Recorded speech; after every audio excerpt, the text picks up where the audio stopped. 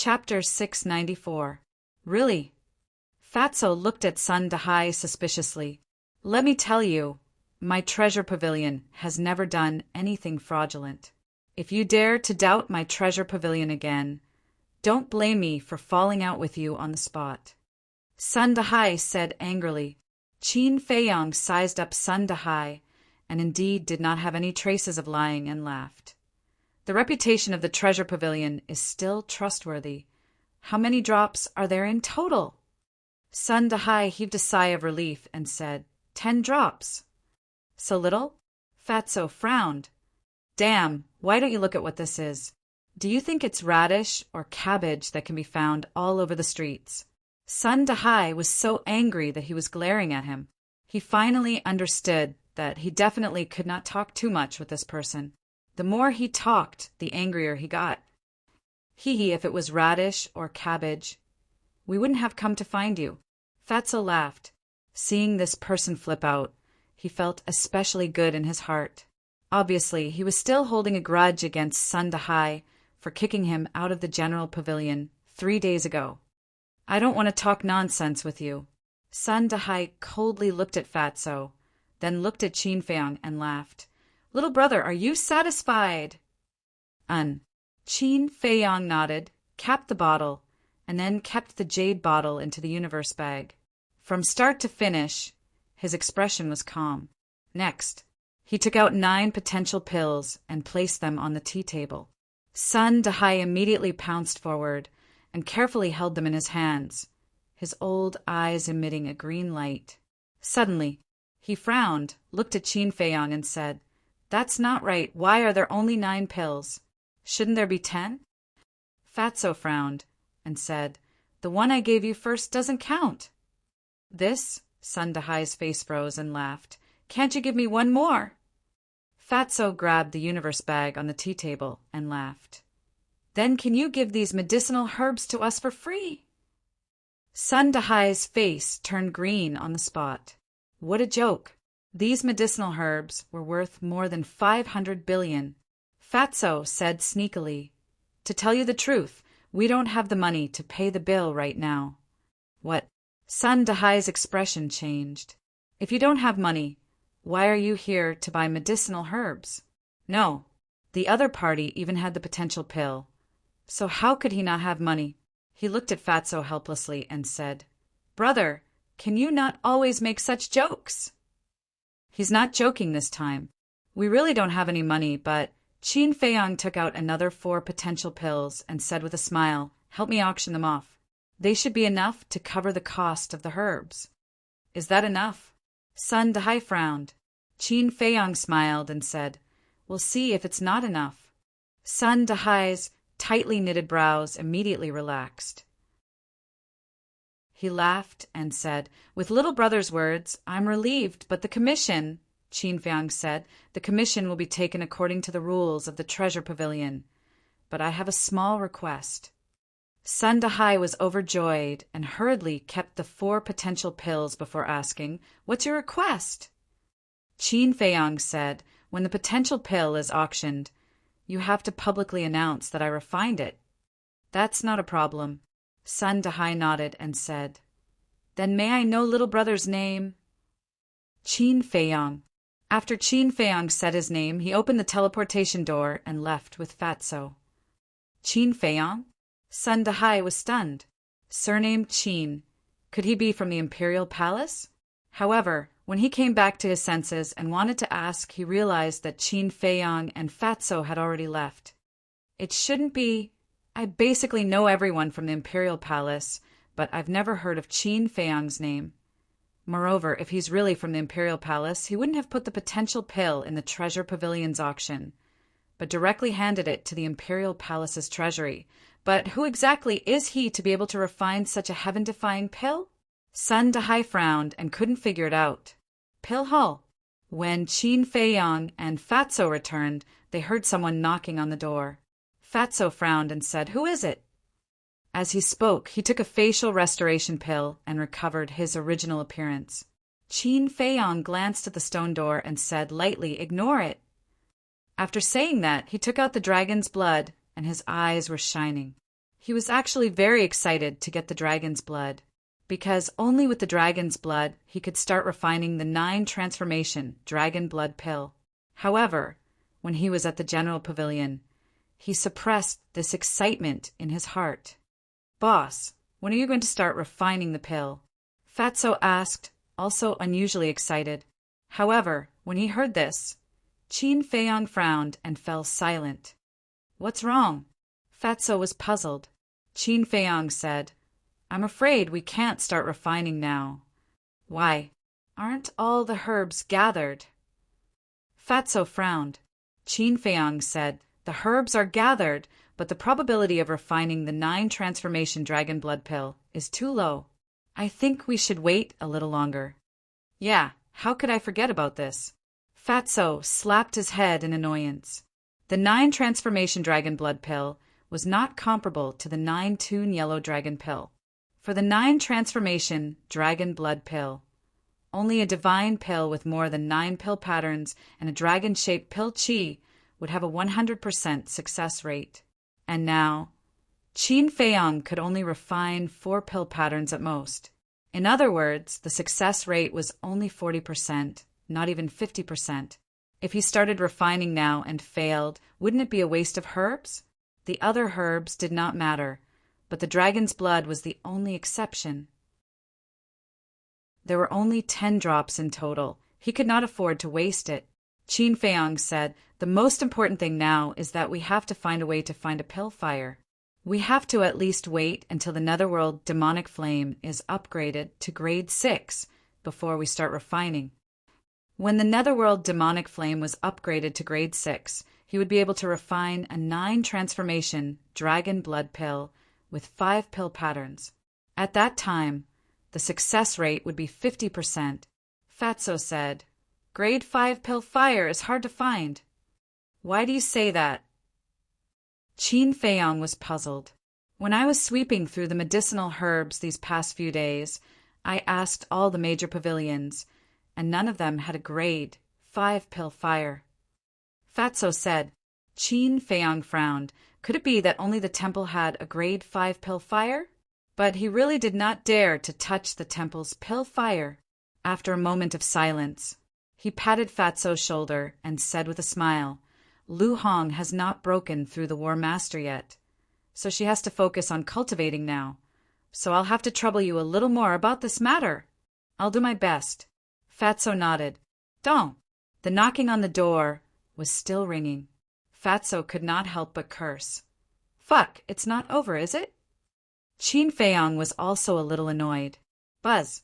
At this time, his image crystal began to move. After taking it out, Lu Xingqin's shadow appeared. Lu Xingqin looked at Qin Feiyang and asked in surprise, "Are you in the alchemy room?"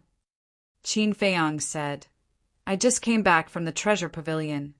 Lu Xingqin said, "You heard the knocking on the door, right? It's been knocking for a long time." "A long time?" Qin Feiyang and Fatso looked at each other and could not help but frown. Qin Feiyang asked, "Do you know who it is?" "I didn't go out to see, so I don't know, and I didn't hear them say their names." Lu Xingqin shook his head.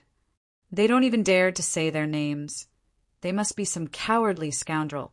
Fatso snorted coldly. "Although you're right, it's not a good idea to go on like this. You'd better go out and take a look." After Lu Xingqin finished speaking, he turned off the image crystal. Fatso said, "Lu Xingqin is right, we have to take a look. Otherwise, if we keep knocking like this, we won't be able to cultivate peacefully." Qin Feiyang put away the image crystal. With a thought, the stone door slowly opened. Wan Qiu was the first to enter his line of sight. Fatso immediately said angrily, "Aren't you annoying? You can't stop knocking. I'm not the one looking for you this time." Wan Qiu sneered and retreated to the side. Gao Ming and the 13th prince also entered their line of sight. Qin Feiyang glanced at Gao Ming, then looked at the 13th prince, and his pupils suddenly shrank. This person's cultivation was not very high, only a 1-star combat emperor, but his temperament was very unique, and he was very familiar with it. This temperament could only be possessed by people who lived in the imperial palace all year round. The 13th prince walked into the alchemy room and sized up Qin Feiyong. At the same time, he waved his hand. Gao Ming and Wan Qiu, who were following behind him, immediately turned around and closed the stone door of the alchemy room. Qin Feiyong frowned. "You are?" The 13th prince slowly took off his mask. It was a very handsome face. His facial features were regular, and his eyes were bright. On the left side of his face, there was a large mole the size of a mung bean. Looking at this face, Qin Feiyong felt that it was somewhat familiar, but he could not remember who it was. The 13th prince said indifferently, "You are Qin Feiyong?" "That's me." Qin Feiyong nodded. "Even I had to wait outside for half a day before you opened the door." "You are indeed as arrogant as Lin Dian said," the 13th prince said. His tone was still calm, but his eyes flashed with a hint of coldness. Fatso raised his eyebrows and said, "Fat Lord is puzzled. Who do you think you are? Why should I open the door for you?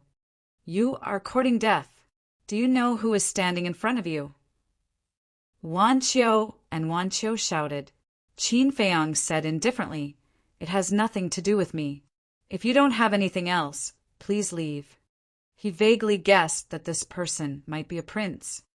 "How dare you speak to His Highness in such a tone? Let me tell you, this is the 13th prince of the great Qin Empire." Gao Ming said angrily. "The 13th prince." Qin Feiyong's eyes trembled slightly. At the same time, Fatso's expression also changed.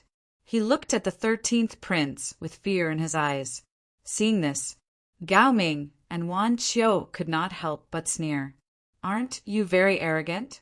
What are you afraid of? Continue being arrogant. Now you know you have hit a wall." The 13th prince's expression was still calm, but there was a hint of arrogance between his eyebrows. "Hee hee." But suddenly, Fatso laughed.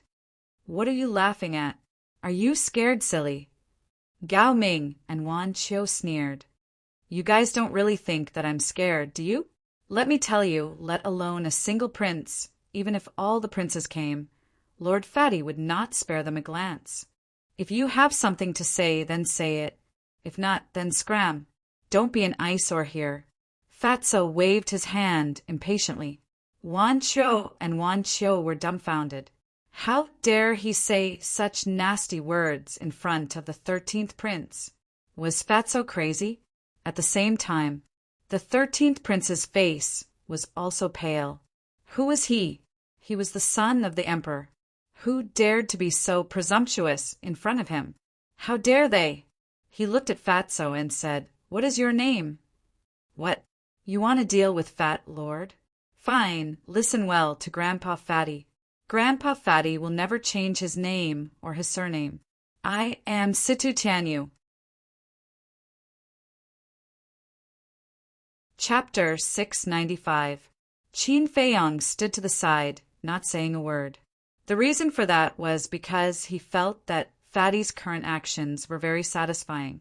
However, the 13th prince's expression and eyes were extremely frightening. As for Wan Qiu and Wan Qiu, they were already dumbfounded. They thought that these people would be more restrained with the 13th prince's arrival. However, they did not expect him to be even more arrogant than before. No, arrogant was not enough to describe Fatso. He was simply lawless. Seeing that the three of them were silent, Fatso frowned. "Is there a problem?" The 13th prince's eyes flashed coldly. He turned to Qin Feiyong and said, "Aren't you going to control him?" "He's just my friend, not my subordinate. How can I control him?" Qin Feiyong shrugged. The 13th prince said, "Since he's your friend, all the more you should control him. This will bring him a fatal disaster." The threat in his voice was obvious and undisguised. A fatal disaster? Qin Feiyong was stunned. He then smiled and said, "To be honest, we're really itching for a fight. Why don't we go to the arena and spar?" "You," the 13th prince was enraged. Wan Qiu's eyes flashed. he said telepathically. Your Highness, these two people are very powerful. You must calm down. Moreover, with your status, you don't have to compete with them. Phew! The 13th prince took a deep breath and looked at Qin Feiyang. The reason I'm here is, Qin Feiyang said calmly, is it for the potential pill or the recipe? Don't you know that it's very rude to interrupt others? The 13th prince's anger, which he had just managed to calm down, flared up again. Fatso sneered. You know that we don't want to see you, yet you keep knocking on the door. Is this how you call being polite? Wan Qiu said angrily, cut the crap. His Highness is here for the recipe for the potential pill. If you know what's good for you, hand it over. What if I don't? Qin Feiyang crossed his arms in front of his chest and looked at the three of them playfully. The 13th prince said, If you don't hand it over, there will be no place for you in the great Qin Empire. These words were not meant to scare Qin Feiyang and Qin Haodong, because, with his status, it would be easy for him to force Qin Feiyang into a corner. However, he did not know that Qin Feiyang was not afraid of being threatened. Qin Feiyang said indifferently, I'll wait. The 13th prince gloomily looked at Qin Feiyang. In the end, he smiled coldly and said, I guarantee that you will regret this. After he finished speaking, he flicked his sleeves and turned to leave. Qin Feiyang also opened the stone door with a thought, but Fatso suddenly said, Wait, have you thought it through? Then hand over the pill recipe with both hands. The 13th prince stopped and turned to look at Fatso and Qin Feiyang with a mocking expression. Haha, Fatso looked up and laughed. He looked at Qin Feiyang and said, Boss, look at how long he has been knocking on the door. It must be quite tiring. Why don't we reward him with a potential pill? Hearing this, the 13th prince clenched his fists. The coldness in his eyes pierced the bone. Reward him with a potential pill? Wasn't this the same as saying that he was a beggar? To think that he, the son of the emperor, dared to humiliate him like this. This was intolerable. Just you wait. I will make you kneel and hand over the pill recipe to me. He threw down a sentence full of killing intent, then put on his mask, turned around, and strode away. You're dead for offending His Highness. Wan Qiu and Gao Ming gloated as they looked at Qin Feiyang and Qin Haodong. They also ran out of the alchemy room. Fatso sneered. What a pair of despicable wretches. Of course, they have to suck up to him. He's a high and mighty prince. But you're too bold. You're the first person in history who dares to humiliate a prince of the empire. Qin Feiyang said. The first? Fatso was stunned. Based on what you're saying, Fat Lord might be able to go down in history in the future? Ah. Qin Feiyang was stunned. Then he couldn't help but laugh. In fact, if Fatso was alone, he would not have dared to be so arrogant. It was mainly because Qin Feiyang was beside him. All right, go and find out more about the alchemy fire. Also, keep an eye on the general pavilion. Qin Feiyang smiled. Okay. Fatso nodded and asked, Boss, how's your relationship with the 13th prince? He's half a year older than me. I remember when I was young, he was very jealous of my talent. He often colluded with the other princes to plot against me. That's why we're not that close. Of course, it's not just me and him. The other princes are always plotting against each other. Qin Feiyang smiled faintly. Everyone envies those who are born in the royal family. But who knows how sad it is to live in the royal family? Fatso sighed. Yeah, it looks beautiful on the surface, but it's dirty in reality. All right, let's go and cultivate. Qin Feiyang waved his hand and closed the stone door of the cultivation room.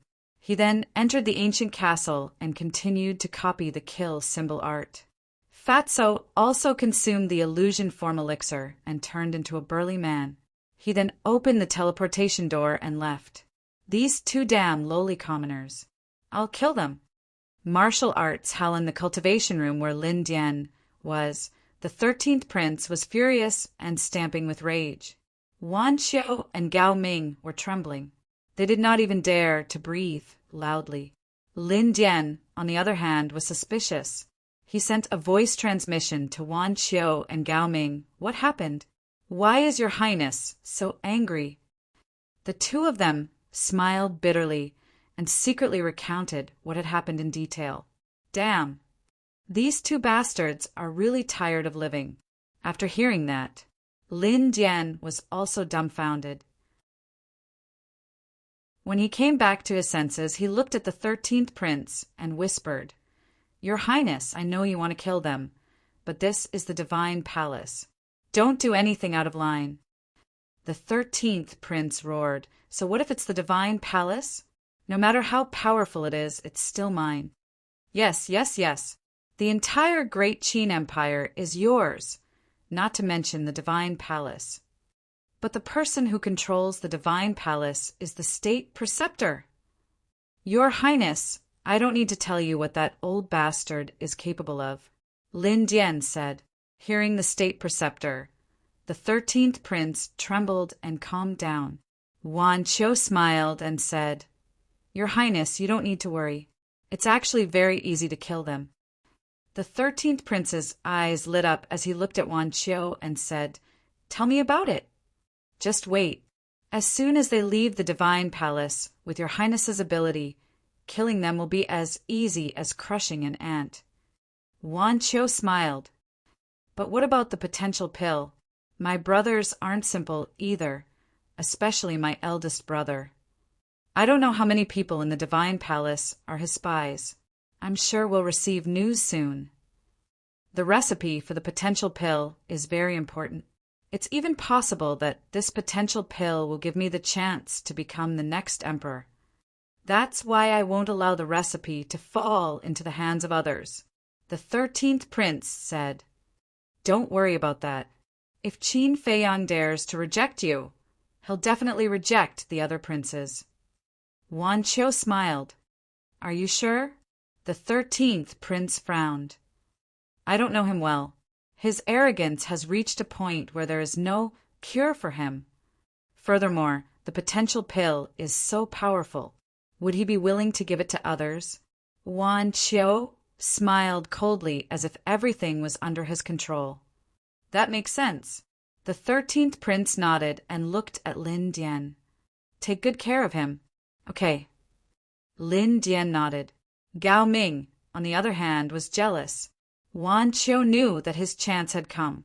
He knelt on the ground and said respectfully, "I'll do my best for your highness." The 13th prince smiled. "Get up.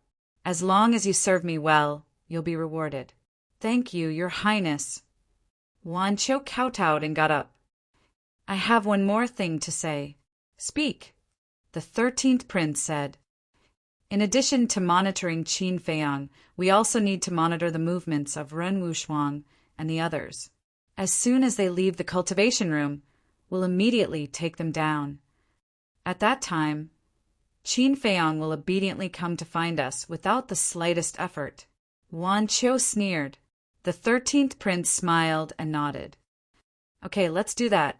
Lin Dian, you'll be in charge of this." "Okay." Lin Dian nodded. At the same time, he glanced at Wan Qiu. He had won the 13th prince's favor so quickly. This person was not simple. Next, the temple was very peaceful.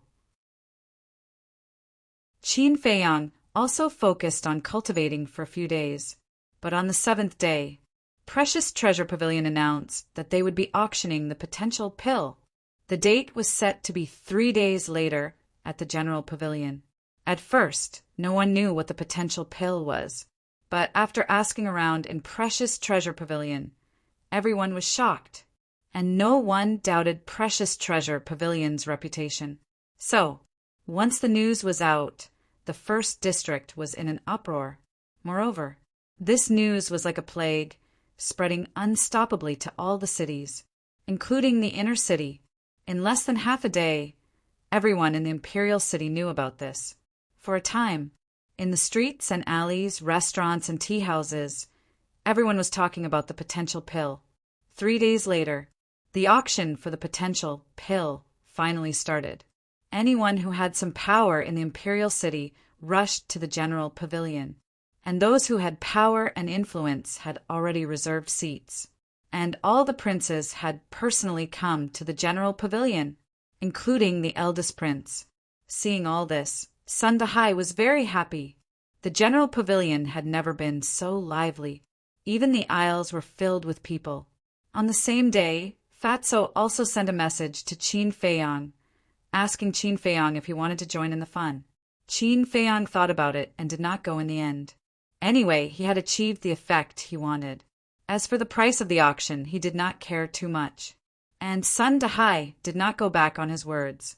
Before the auction, he spent a long time introducing Qin Feiyang. Actually, he did not know Qin Feiyang at all. What he said was purely nonsense. However, although it was only nonsense, the name Qin Feiyang immediately began to spread through the imperial city after he said it like that.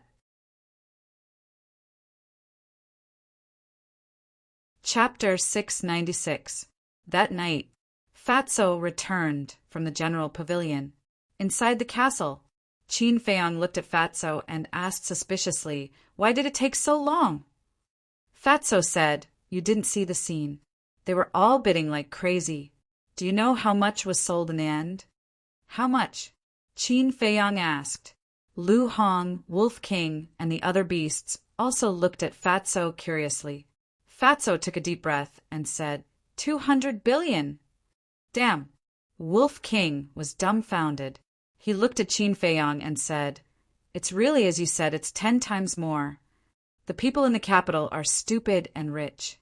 I'm sure that the price will rise in the future." Qin Feiyang smiled faintly. Stupid and rich? They looked at each other. If these words were heard by those who participated in the auction, who knows what they would think? Qin Feiyang smiled and asked, "Is there any news about the alchemy fire?" Yes. According to Fat Lord's inquiry, the owner of the Fragrant Moon House has a cluster of 5th grade alchemy fire. In addition, there are 5 martial marquises, each with a cluster of 5th grade alchemy fire. Fatso said, "This adds up to 6 clusters of 5th grade alchemy fire. It's more than enough to upgrade the Nether Devil Flame." Wolf King looked at Qin Feiyang with a hint of encouragement in his eyes. Qin Feiyang smiled bitterly and said, "That's right, but to get these alchemy fires it's difficult." Not to mention the status of the owner of the Fragrant Moon House and the 5 martial marquises. Just the preciousness of the 5th grade alchemy fire. These people will not easily take it out. I don't think it's that difficult. Now, everyone knows that you can refine the potential pill. They will definitely come to you. At that time, we'll ask them to use the alchemy fire in exchange. Lu Hong said, "That's a good idea." Qin Feiyang nodded. He looked at Fatso and asked, "In the end, who won the bid for the potential pill?" Fatso said, "Your Highness." "It's not out of my expectations." Qin Feiyang smiled. As the crown prince, the first prince's wealth naturally exceeded that of the other princes. As for this person, once he obtained the potential pill, he would definitely open the door to his potential. Once he tasted the benefits of the gate of potential, he would naturally come looking for him. Dong! Suddenly, there was a knock on the door. Qin Feiyang and the others exchanged glances, their eyes filled with smiles. Without a doubt, they must be here to curry favor with them. Fatso and I will go out to receive them. You guys hurry up and sort out the herbs. Qin Feiyang said to Lu Hong and Wolf King before leaving the castle with Fatso. Back then, there were too many medicinal herbs that had been swept away. In addition, Fatso had been busy outside during this period of time, so until now he had not completely sorted them out. Rumble, appearing in the alchemy room. Qin Feiyang waved his hand, and the stone door slowly opened. One figure after another entered their line of sight. Before the stone door was fully opened, a group of people scrambled to enter. These people were all disciples of the Divine Hall. They were disciples of the Pill Hall and Martial Arts Hall. The aura they exuded was quite extraordinary. Qin Feiyang and Fatso looked behind them. They did not know how many people were behind them. Fatso hurriedly shouted, "Stop!" If this continued, the alchemy room would definitely explode. Fatso's shout was effective. The people who entered the alchemy room all stopped. The black-clothed youth, standing at the front, cupped his hands and smiled. "Brother Qin, long time no see. How have you been?" Qin Feiyang's face twitched. He had never seen this person before. How could he say that he had not seen him for a long time? Another person smiled and said, "Brother Qin, I heard that you're handsome and suave. Now that I've met you, it's indeed true." Fuck, he even said such mushy words. Fatso secretly despised them. The black-clothed youth who spoke first suddenly moved in front of Qin Feiyang and smiled. "Brother Qin, I'm the son of the 6th District Sea Clan's patriarch. My father repeatedly urged me to come and visit you. This is a greeting gift. Please accept it." As he spoke, the black-clothed youth took out a jade box and handed it to Qin Feiyang. "There's even a greeting gift. You're quite sensible." Fatso smiled and grabbed the jade box. He opened it. There was a Qinkuan bag lying quietly inside. Immediately, Fatso excitedly put his consciousness into the Qinkuan bag. However, his face was full of disdain. "What's this? You're not embarrassed to take out such a small amount of gold coins." Fatso directly threw the Qinkuan bag to the black-clothed youth. Actually, there were a lot of gold coins inside, at least 1 billion. But for Qin Feiyang and the others, 1 billion gold coins was just a small change. The black-clothed youth caught the Qinkuan bag and looked a little embarrassed. "It's too tacky to use gold coins as a greeting gift. Go away." A white-clothed youth next to him looked at the black-clothed youth with disdain. He pushed the black-clothed youth away and ran to Qin Feiyang and took out a jade box. He handed it to Fatso and said with a flattering smile, "Brother Fatty, this is your little brother's greeting gift. I'm sure you'll be satisfied." "Really?" Fatso opened the jade box suspiciously. His face suddenly darkened and he scolded angrily, "Are you deliberately looking for trouble?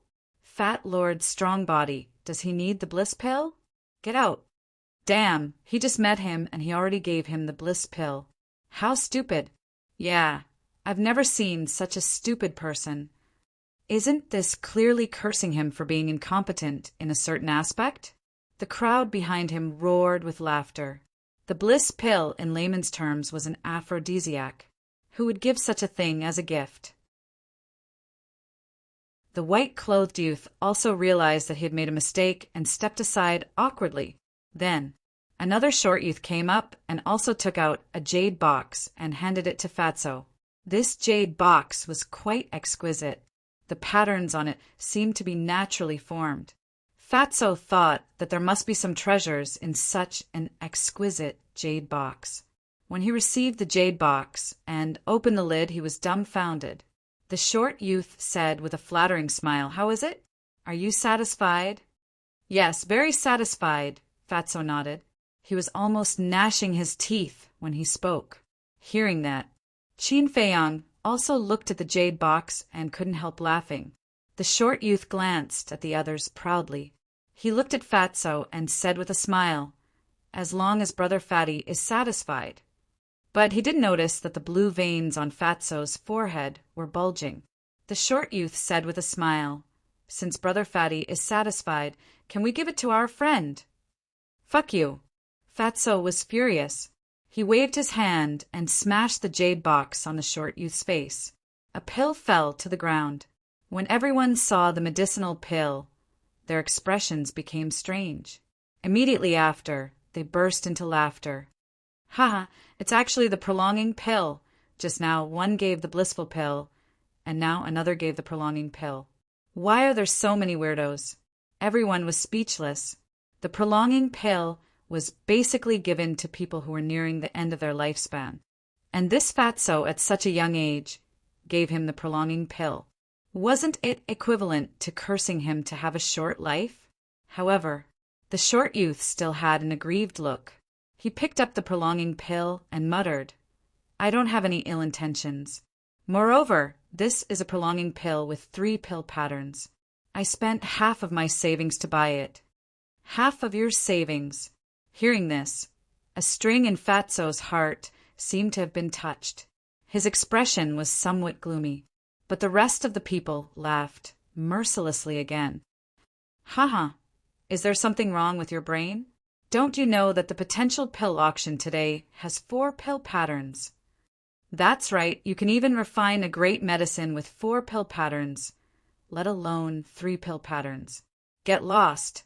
Don't make a fool of yourself here. His words were very unpleasant. 4 pill patterns. The short youth's gaze trembled. Looking at Qin Feiyang and Fatso, he sighed deeply. Holding the jade box, he turned around and walked towards the door unhappily. Looking at the young man's back, Fatso frowned and said, "Wait." The short youth did not look back and continued to walk, looking as if he had lost his soul. Fatso walked forward, grabbed the prolonging pill, and said, "Okay, don't be sad. Just now it was Fat Lord's fault. I will accept the prolonging pill. From now on, we will be friends." Looking at this person, he thought of himself in the past. In order to survive, he did everything he could to please others. Really? The short youth looked at Fatso in disbelief. Of course. Also, don't spend so much money in the future. It's not easy to save money. Fatso said, Okay. Thank you, senior brother Fatty." The short youth was overjoyed. At this moment, he felt as if he had gone from hell to heaven. The surprise came too quickly. Fatso took out the image crystal and said with a smile, "Come, let's establish a contract bridge so that we can contact each other more easily in the future." Okay, the short youth nodded. After the contract bridge was established, the short youth left happily. Looking at this scene, the others were envious. But in the end, no one's greeting gift caught Fatso's eye. However, Qin Feiyang didn't say anything, because these people were not the ones he was waiting for. "Get out of the way." Suddenly, a cold shout sounded. It's Feng Yun's voice. The place suddenly became restless, whether it was the people blocking the door or the people blocking the alchemy room. They all consciously retreated to the side. Not long later, a white-clothed youth strode into the alchemy room. This person was about 1.78 meters tall. His eyebrows were like swords. He wore a silver crown on his head. His hands were behind his back. His handsome face was filled with arrogance. Qin Feiyang sized up this marquis's son. His expression was extremely calm. Feng Yun also looked at Qin Feiyang curiously for a moment. He smiled faintly and said, "I didn't expect such a monster to come to my first floor. Qin Feiyang, let me introduce myself. I am Feng Yin, the son of Marquis Qianwu." Qin Feiyang asked, "Is Marquis Qianwu's body okay?" And Feng Yin was caught off guard by the question. He only regained his senses after a while. He nodded and said, "My father's body is very good. May I ask why Brother Qin asked this? Do you know my father?" Qin Feiyang only smiled faintly and looked away. Feng Yin was instantly dissatisfied with his cold attitude.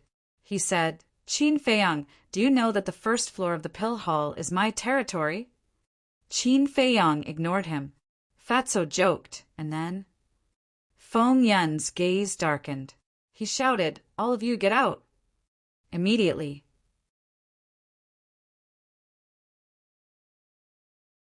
Chapter 697. After everyone left, Feng Yun looked at Qin Feiyang and shouted coldly, "Close the door!" "That's strange. This is our alchemy room. What right do you have to give orders here?" Fatso frowned. This person was taking advantage of him, right? "Your alchemy room? Let me tell you, all the alchemy rooms on the first floor are mine. I can do whatever I want. Do you understand?" Feng Yun glanced at the two of them arrogantly. "So awesome?" Fatso chuckled, took out the image crystal, and said, Come, come, come. Say what you just said again. Are you courting death? Feng Yan's gaze turned cold. The other party was obviously going to record his words. Although every floor of the martial arts hall and Dan Hall was controlled by the martial marquis disciples, it was only a private matter. And this phenomenon the higher-ups of the divine palace had long known. But they all pretended to be deaf and dumb, too lazy to care. But if they really made a fuss, then these people would definitely suffer. So, Feng Yan was still very afraid of Fatso's move. I don't dare. Then why are you so arrogant?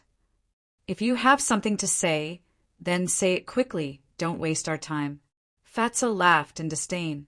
He even dared to scold the 13th prince, let alone a mere martial marquis disciple.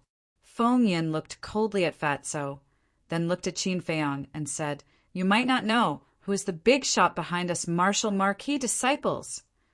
Can you stop talking nonsense? Isn't it just the princes? Just tell us who is behind you, and see if you can scare us. Fatso waved his hand impatiently. What? You know? Feng Yan was stunned. Didn't these two just come to the divine palace? How did they know about this? Fatso's patience was almost worn out, and he said angrily, Do you want to say it or get lost? You. After repeatedly offending him, Feng Yan was furious.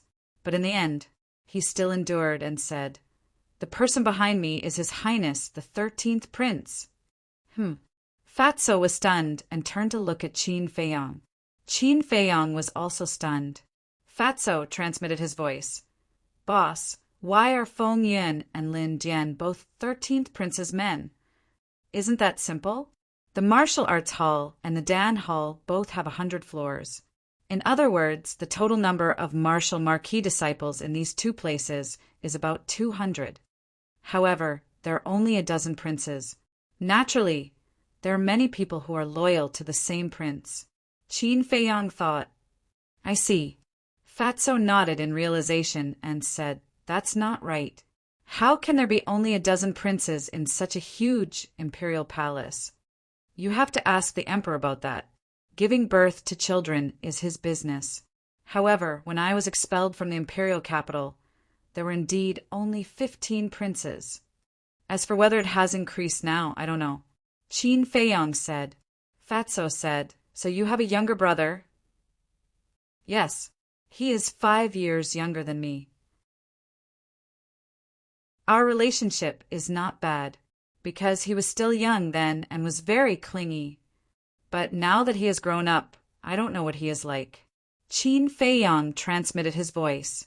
Fatso said, I guess he has become snobbish. Maybe.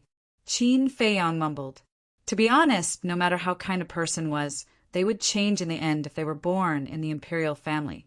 Of course, there were exceptions to everything. Before seeing this 15th brother with his own eyes, he didn't dare to say anything. There is one more question. How can 100 martial marquis' sons control the alchemy and cultivation rooms on these 200 floors? Shouldn't one person control 2 floors? Fatso was puzzled. How can each martial marquis only have one son? Furthermore, even if there is only one son, don't they have other disciples in their family?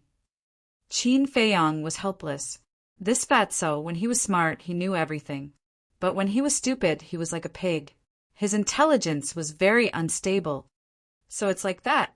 Fatso nodded in realization and then laughed dryly. Throughout the entire process, Feng Yan did not speak. It wasn't that he didn't want to speak, but that he was so angry that he didn't know how to speak. It was obvious. What were the two of them talking about in secret? This was what made him angry. Talking to each other in secret right in front of him and treating him like air. This was blatantly looking down on him. When Qin Feiyang and the other man looked at Feng Yan again, they immediately understood what was going on. Fatso laughed. I'm sorry, we thought you had already left. If he did not say this, he would have said it. Now that the fatty said it, Feng Yan could no longer control the rage in his heart. Bastard, I'm going to cripple you. He let out a furious roar, completely forgetting the rules of the Temple of Light and punched at Fatty. Wait, Fatso hurriedly waved his hand. What is it? Are you afraid? Feng Yun sneered. His strength was not ordinary either, a 3-star war master. However, under his astonished gaze, Fatso actually took out the image crystal again and grinned. Now you can bring it on. Uft. Feng Yin was so angry that he spat out a mouthful of blood. He stared at Fatso as if he wanted to eat him. Right now, he wished that he could tear Fatso into pieces. However, with the image crystal there, he didn't dare to make a move. If you're not going to do it, don't be so boring. If you're a man, then come. Fatso continued to provoke him without restraint. Feng Yin was so angry that his lungs were about to explode. Don't be impulsive. You must calm down. He kept muttering, suppressing the anger in his heart with great difficulty. But at this moment, Fatso's actions stunned him. You dare to say that you won't do it? Are you still a man? Come, Fat Lord, let's verify it. Fatso laughed in ridicule, took a step forward, and pulled off Feng Yun's pants. Oh, the little bird is about to fly. Next, Fatso let out a strange cry of schadenfreude and quickly retreated to Qin Feiyong's side. Uft. Qin Feiyong immediately burst out laughing. This Feng Yin was too slow. He didn't even react when his pants were pulled off. The disciples hiding outside the door were also laughing so hard that tears came out of their eyes. However, they covered their mouths and did not laugh out loud. Their faces were red from holding back their laughter. Ah, bastard, I'm going to kill you. Finally, Feng Yin came back to his senses. Immediately, he let out a furious roar and became completely berserk. He pulled up his pants and pounced towards Fatso without caring about anything else. Fatso laughed disdainfully, pointed to the door, and exclaimed, "The people from the law enforcement hall are here." What? Feng Yun quivered and immediately turned around to leave. However, other than the disciples hiding outside, where else could there be people from the law enforcement hall? However, he suddenly sobered up. No matter how much humiliation he suffered, he could not make a move here, or else his life would be in danger. Swish! Feng Yin suddenly turned around, looked at Fatso, and said gloomily, "Just you wait." Why do all you Marshal Marquis disciples like to say this? Is it very scary? Fatso picked his ears with a look of indifference. You can be arrogant all you want. Feng Yun's eyes flashed with killing intent, and then with a gloomy face, he turned around and walked outside. His pants had been pulled off. What face did he have to stay? Feng Yun, actually, compared to Lin Dian, you are nothing in the eyes of the 13th prince. Qin Feiyong said indifferently. What do you mean? Feng Yun raised his eyebrows and turned to look at Qin Feiyong. Don't you know? The 13th prince already knew that I could refine the potential pill and even personally came to find me. Qin Feiyong said. Is there such a thing? Feng Yun frowned. Of course. If you don't believe me, you can ask Lin Dian. But I don't know why the 13th prince didn't tell you. Could it be that he wants to exclude you? Qin Feiyong said suspiciously, and his words had a deeper meaning. Damn it. Feng Yun cursed in his heart, turned around, and left without looking back. Fatso frowned and said, Boss, is this method of sowing discord useful? Of course it's useful. Even if Feng Yun doesn't fall out with us, he will definitely have a grudge against us. At that time, he might even bring us an unexpected surprise. Qin Feiyong laughed. Fatso nodded thoughtfully. Interesting, interesting. At this moment, a burst of laughter came from outside. Immediately after, a young man in black slowly walked into the alchemy room. This person was about 8 meters tall, with a head of light golden hair and a handsome appearance. He even held a folding fan in his hand, giving off a scholarly aura. He's actually here too. The disciples outside the door looked at the back of the golden-haired young man, and their pupils shrunk. They seemed to be afraid. Everyone disperse. The golden-haired young man gently waved his folding fan, and the disciples outside the door immediately responded respectfully, turned around and rushed towards the door. Damn, he's so impressive. Looking at this scene, Qin Feiyang and Fatso were both shocked. Fatso sent a message. Boss, who is he? Qin Feiyang said, I have some impression of him, but I can't remember. The disciples of the martial arts hall and the elixir hall are deeply rooted in this place. In this place, they are the heavens, and no one has ever dared to go against them. Brother Qin and this brother Situ first humiliated Lin Dian, then went against the 13th prince, and now treated Feng Yin like this. I truly admire the courage of the two of you. The golden-haired young man chuckled. How do you know? Fatso was surprised. Qin Feiyang sized up the golden-haired young man and asked suspiciously, You are? The golden-haired young man closed his folding fan and cupped his hands. This one is Zhuge Mingyang. Greetings, Brother Qin, Brother Situ. Qin Feiyang frowned. Suddenly, as if he had thought of something, he exclaimed, You are Zhuge Mingyang? That's me. Zhuge Mingyang smiled and nodded. Fatso sent a message. Boss, from your tone, is this person very powerful? Not just powerful, but very powerful. Back then, when I was still in the imperial capital, he was already a disciple of the divine hall. Back then, his name was known by everyone in the imperial capital. Qin Feiyang said.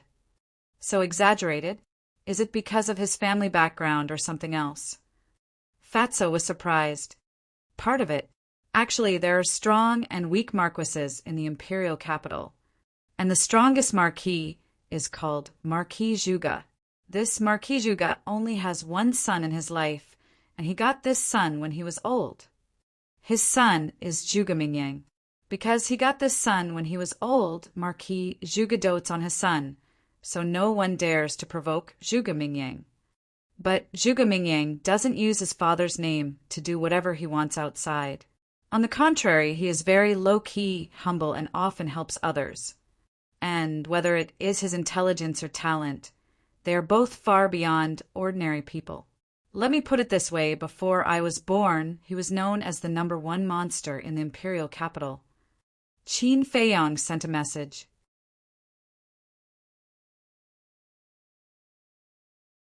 Chapter 698. The #1 monster. Fatso's eyes were filled with shock. The #1 monster in the capital was equivalent to the #1 monster in the Great Qin Empire. And more than 10 years ago, this person was already a disciple of the temple. Only the war sect could enter the temple. In other words, this person had already broken through to the war sect more than 10 years ago. It might even be higher.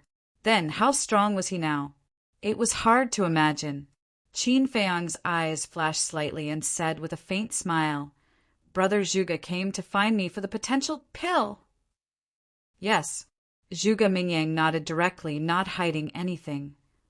I've heard that Brother Zhuge has a simple personality, but now it seems... To say something offensive, it's nothing more than that. Qin Feiyang said indifferently. Zhuge Mingyang was not angry and said with a faint smile, I am not talented, but with my own ability, I have already opened the second level of the gate of potential. What? Qin Feiyang's mind trembled. How was this possible? No one understood the gate of potential better than him. No one knew better than him how difficult it was to open the gate of potential without the potential pill. But this person had actually succeeded. Moreover, he had already opened the second level. Just how shocking was this person's talent? Similarly, Fatso's heart was also filled with disbelief. Looking at the expressions of the two, Zhuge Mingyang laughed.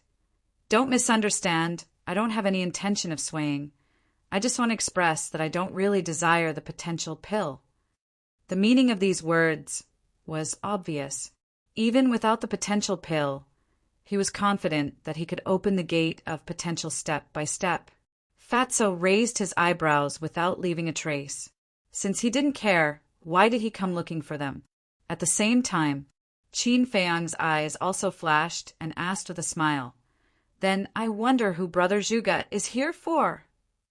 The first prince, Zhuge Mingyang said. Qin Feiyang was surprised he was actually here for the first prince. This answer was far beyond his expectations.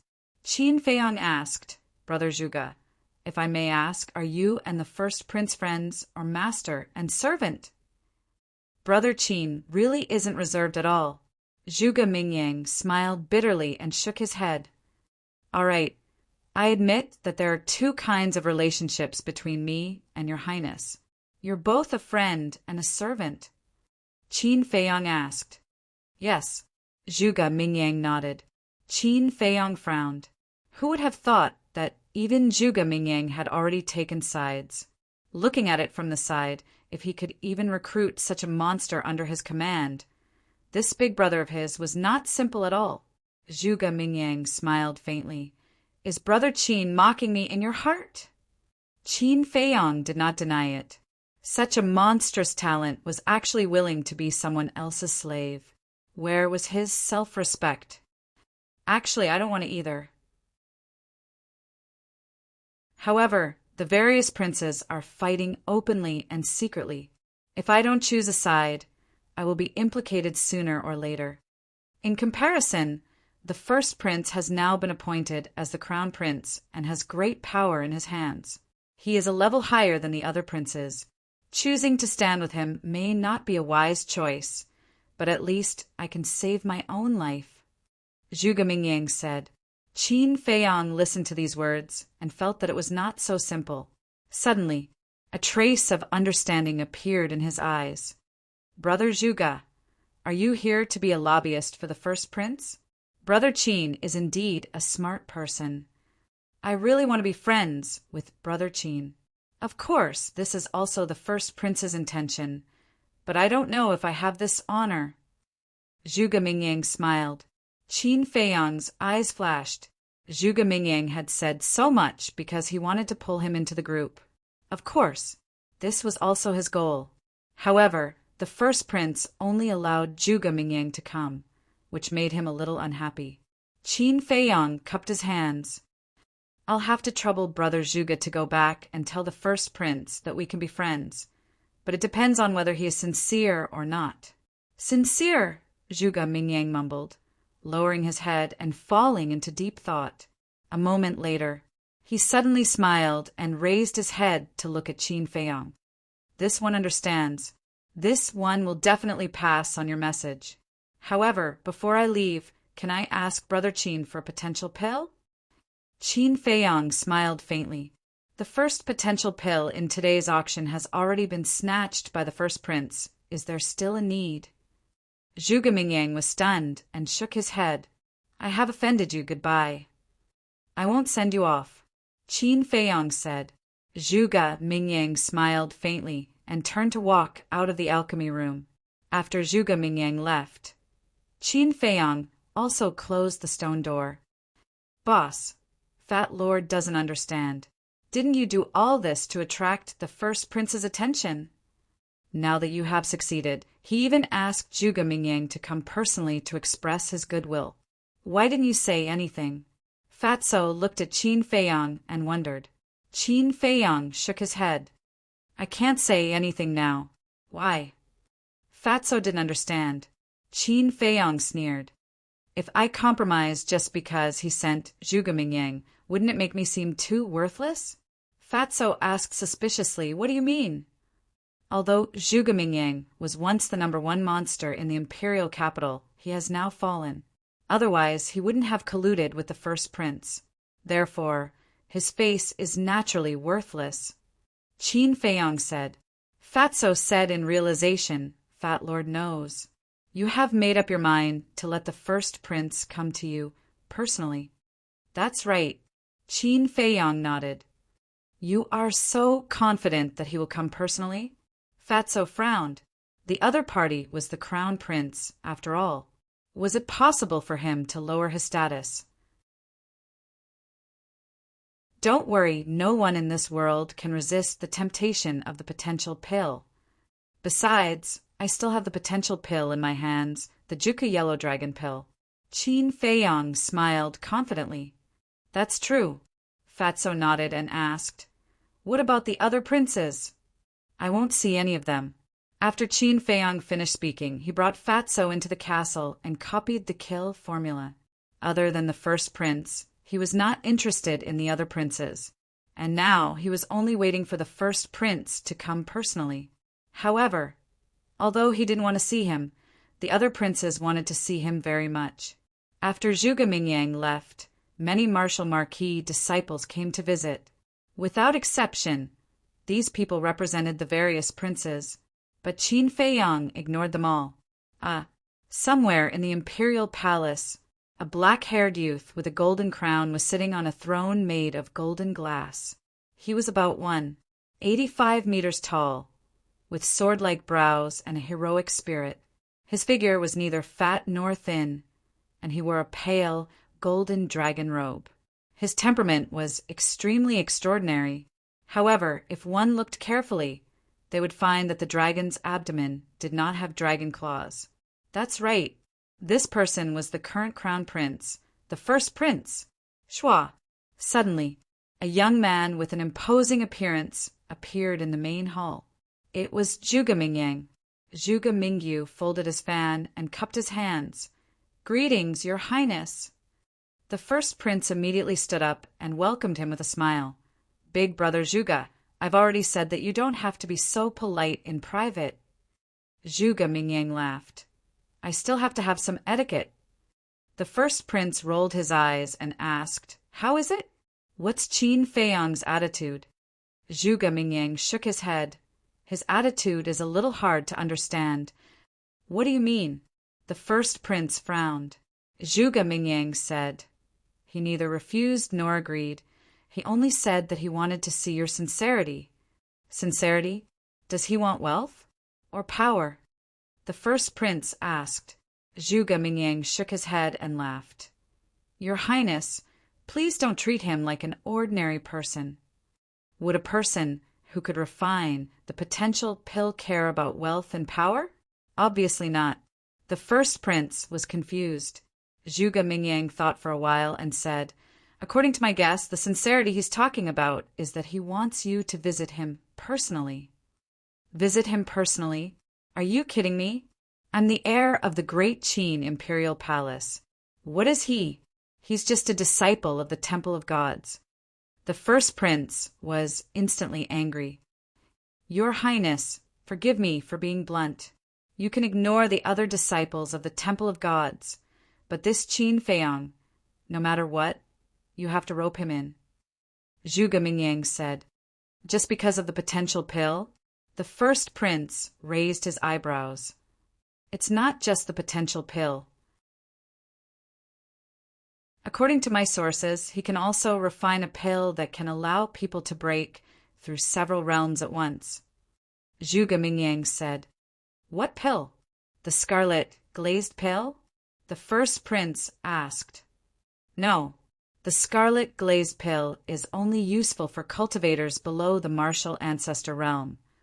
But the pill he refines is effective for battle kings and battle emperors.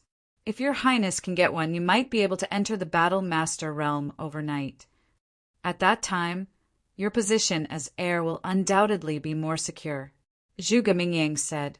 When the first prince heard this, he was dumbstruck. There's actually such a miraculous pill in the world. Let's not talk about the pill first. Let's talk about this person's shrewdness and temperament. Your Highness, it's not an exaggeration to say that this person's mind is not as smart as mine. If you can rope him in, he will definitely help you achieve your goals in the future. Zhuge Mingyang said. The first prince was deeply shocked once again. Zhuge Mingyang was famous for his intelligence in the imperial capital. But now he admitted that he was not as smart as Qin Feiyang. Moreover, Zhuge Mingyang and Qin Feiyang had only met once. But after meeting once, Zhuge Mingyang had such a high evaluation of this person. Just how terrifying was this person? Zhuge Mingyang said, I've said everything that needs to be said. Your Highness should consider it carefully. All right, I will seriously consider it. The first prince nodded. Then I'll take my leave first. Zhuge Mingyang cupped his hands and opened a portal. Wait, the first prince suddenly said. Zhuge Mingyang asked doubtfully, What other orders do you have? The first prince said, after returning to the divine palace, Carefully investigate his background. I hope to find his weakness. I'll do my best. Zhuge Mingyang nodded and said, then walked into the portal. Qin Feiyang, when the portal disappeared, the first prince muttered to himself and returned to his seat. He lowered his head and muttered to himself. In the blink of an eye, 20 days passed. On this day.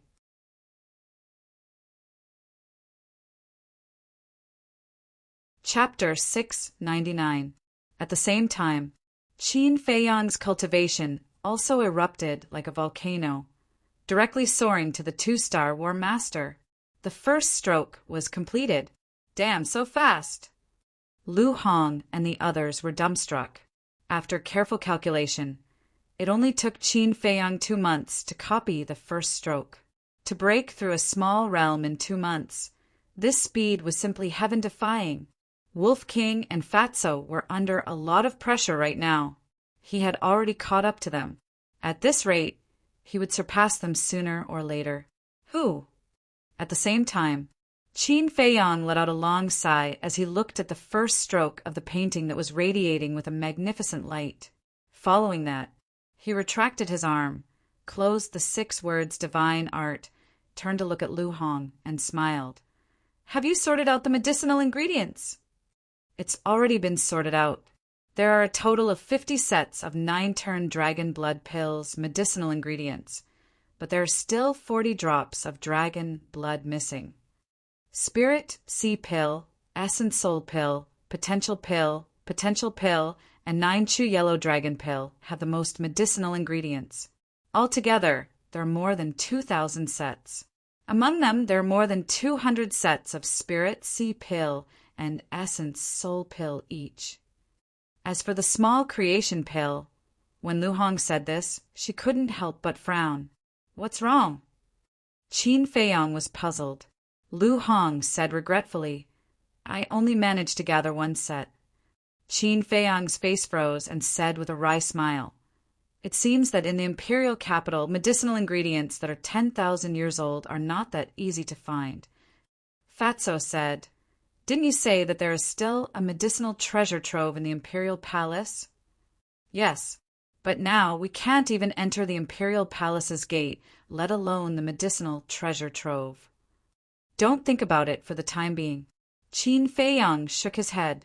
Although he had only gathered 1 set of small creation pill, he had gathered more than 2,000 sets of other medicinal ingredients, which could be considered a great harvest. Moreover, in addition to these, there were still many scattered medicinal ingredients. These were also a considerable amount of wealth. In short, this time, he had made a huge profit. Keep the herbs. Give them to me when you need them, Qin Feiyang said, then lowered his head and fell into deep thought. 20 days had passed. But why was there no movement from the first prince? Was she trying to compete with him in patience? Qin Feiyang's eyes flashed. He looked at Fatso and said with a smile, Accompany me for a stroll. I'm not going. Fat Lord wants to cultivate. Fatso said without raising his head. Ugh. Qin Feiyang was astonished. He then looked at the Wolf King, but the Wolf King didn't even pay him any attention. What's the situation? Qin Feiyang looked at the man and the wolf in confusion. Lu Hong stood up, looked at Fatso and Wolf King, and pursed her lips into a smile. Isn't it because I saw you break through to 2-star War Master? The pressure is great? Qin Feiyang's face twitched. These 2 fellows really made him speechless. Lu Hong laughed. I'll accompany you for a walk. All right. Qin Feiyang waved his hand and brought Lu Hong to the alchemy room. Then he opened a teleportation gate and walked in. As for the pangolin and black dragon snake, Qin Feiyang did not disturb them. First district. On a bustling street, there was an endless stream of people coming and going. It was incomparably lively. On the other side of the street, there was a huge building. It was the Treasure Pavilion, the General Pavilion. Qin Feiyang and Lu Hong landed in a side alley. After walking into the main street, Lu Hong asked in confusion, "Where are we going?" Qin Feiyang smiled faintly.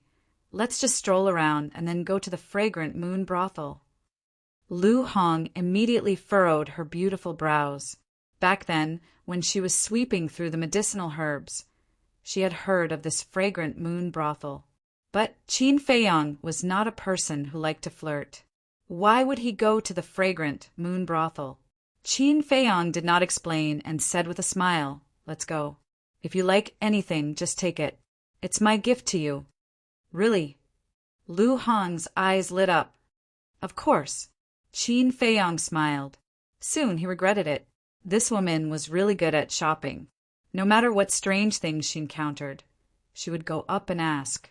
She would ask for more than half a day. The most important thing was that Lu Hong did not buy any of them. She said that she did not like them. Qin Feiyang was puzzled. If she did not like them, why did she ask so much? But along the way, he also patiently followed Lu Hong and slowly strolled street by street. Unknowingly, a whole day passed. Night was about to fall. Strange.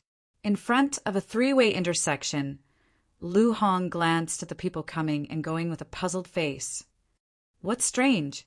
Qin Feiyang also glanced at the crowd and looked at Lu Hong suspiciously. "Your name is now a household name. Logically speaking, when they see you, they should at least say hello. But the people we met today seem to treat you like air?" Lu Hong frowned. Qin Feiyang smiled. "Isn't that simple? Sun Dahai only said my name and did not say what I look like. Naturally, they don't know."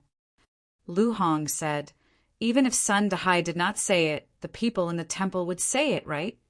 "That's not necessarily true. People are selfish, not to mention the princes. They all want to rope me in, but I have not said anything. They don't know what I am thinking. So, they all choose to remain silent. They might even order those Marshal Marquis disciples to not reveal my situation to the outside world." Qin Feiyang smiled faintly. Lu Hong asked suspiciously, "Then why did you come out this time?" "Waiting for someone." Qin Feiyang smiled mysteriously, looked at a luxurious building not far from the left side of the street, and laughed. "That is the fragrant moon house. Let's go." A moment later, Qin Feiyang came to the entrance of the fragrant moon house. Before he even walked in, he could hear the laughter of men and women inside. At the door, there were two men standing there. Seeing Qin Feiyang coming, they immediately went up and said with a flattering smile, "Young master, do you want to go in and have some fun?" His words were very ambiguous. "Go away." Before Qin Feiyang could say anything, Lu Hong, who was following behind, heard this and angrily rebuked. Sorry. When the two men saw Lu Hong, they immediately apologized, thinking that Lu Hong and Qin Feiyang were more than friends. Looking at Lu Hong's cold face, Qin Feiyang could not help but shake his head and laugh. Then he looked at the two men and laughed. "I was originally here to play. Lead the way." The two men looked at each other. Bringing his woman to have fun, this man was too bold, wasn't he? Or was it that they had misunderstood that this man and woman did not have that kind of relationship at all? "Young master, miss, please come in." The two men did not dare to neglect and hurriedly greeted Qin Feiyang and Lu Hong. One of the men led the way in front. When they entered the hall of the fragrant moon house, they saw many gorgeously dressed women walking in the hall, greeting the guests at the various tables. And most of the guests here were men. Of course, there were also women. Although the fragrant moon house was a brothel, there were also many normal people who liked to eat here, because the fragrant moon house was the most high-end and luxurious place in the entire capital, which could show one's status. And the fragrant moon house had a total of 50 floors. Except for the hall on the first floor, the upper 49 floors were all independent private rooms, and the cost was naturally not comparable to the hall on the first floor. The man glanced at the hall, looked at Qin Feiyang, smiled apologetically, and said, "Young master, the hall on the first floor is full. How about I take you to the private room upstairs?" "Okay." Qin Feiyang nodded. At that moment, the waiter led the two of them upstairs. Along the way, seeing all kinds of men and women, Lu Hong felt disgusted and could not help but secretly despise. The dignified capital actually has such a brothel. It's really unreasonable. The point is that even the princes of the imperial palace like to come here. Qin Feiyang smiled faintly. "Humph, men are all jackals of the same tribe." Lu Hong snorted coldly.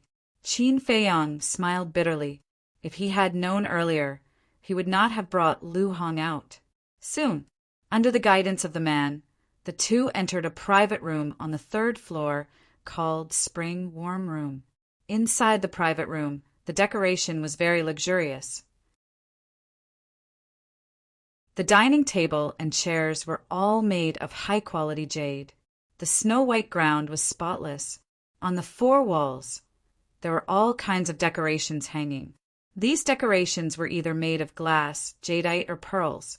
In addition to the dining room, there was a separate tea room and bedroom. "Are the two guests satisfied?" the man asked with a smile. While speaking, he glanced at the temple symbol on Qin Feiyang's chest, with a trace of envy in his eyes. "It's okay." Qin Feiyang glanced around and nodded with a smile. The man said, "What do you two want to eat? I'll tell the kitchen to prepare it right away." Qin Feiyang waved his hand and said, "No hurry, just prepare a pot of good tea for me. In addition, go out and say that Qin Feiyang has come to the Fragrant Moon restaurant." "Okay." The man nodded and was about to turn around and leave, but suddenly turned to look at Qin Feiyang and said in surprise, "Young master, did you just say that Qin Feiyang is coming?" "Yes." Qin Feiyang nodded. The man perked up and asked, "Young master, may I ask when he will be coming?" Lu Hong frowned and said, "What's wrong with your eyes? Can't you see that he is Qin Feiyang? Go and prepare, don't be long-winded." "What? You are Qin Feiyang?" The man's eyes trembled as he looked at Qin Feiyang in disbelief. Qin Feiyang waved his hand and said, "Go." Okay. This little one will go right away." The man came back to his senses and hurriedly nodded, then turned around and hurried out. Lu Hong went up and closed the door, then turned to Qin Feiyang and said, "Are you planning to lure the first prince here?" "Yes." Qin Feiyang nodded and turned to the tea room. He said, "Since he doesn't want to show up, I'll force him to." Lu Hong frowned and followed him into the tea room. She said, "If you do this, aren't you afraid that the other princes will come?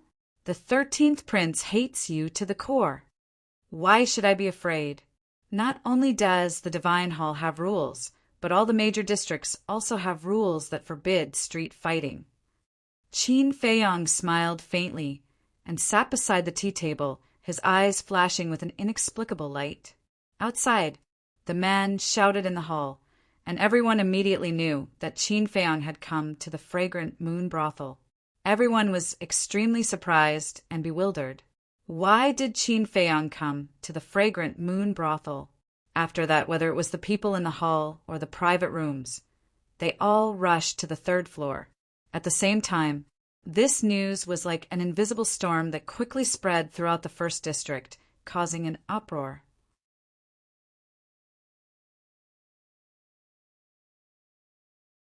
Chapter 700. What? Why did he go to Fragrant Moon brothel? Somewhere in the imperial palace, the first prince looked down at Zhuge Mingyang, his brows tightly knitted together. "From what I heard, this person is not someone who likes to keep a high profile. However, once he makes a high-profile move, he must be planning something," Zhuge Mingyang said. The first prince asked, "Then what do you think he is planning?" "I don't know either."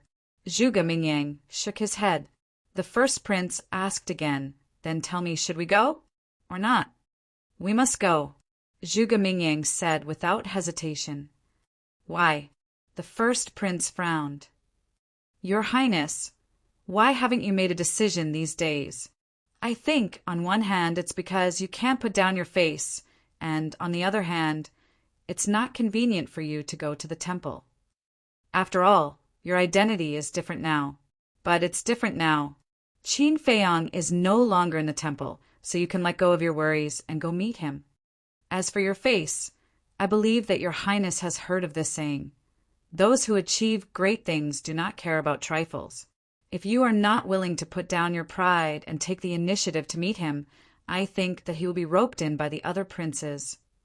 I don't need to say how valuable Qin Feiyang is. Your Highness, you know very well. If he joins the other prince's side, he will be the greatest threat to you.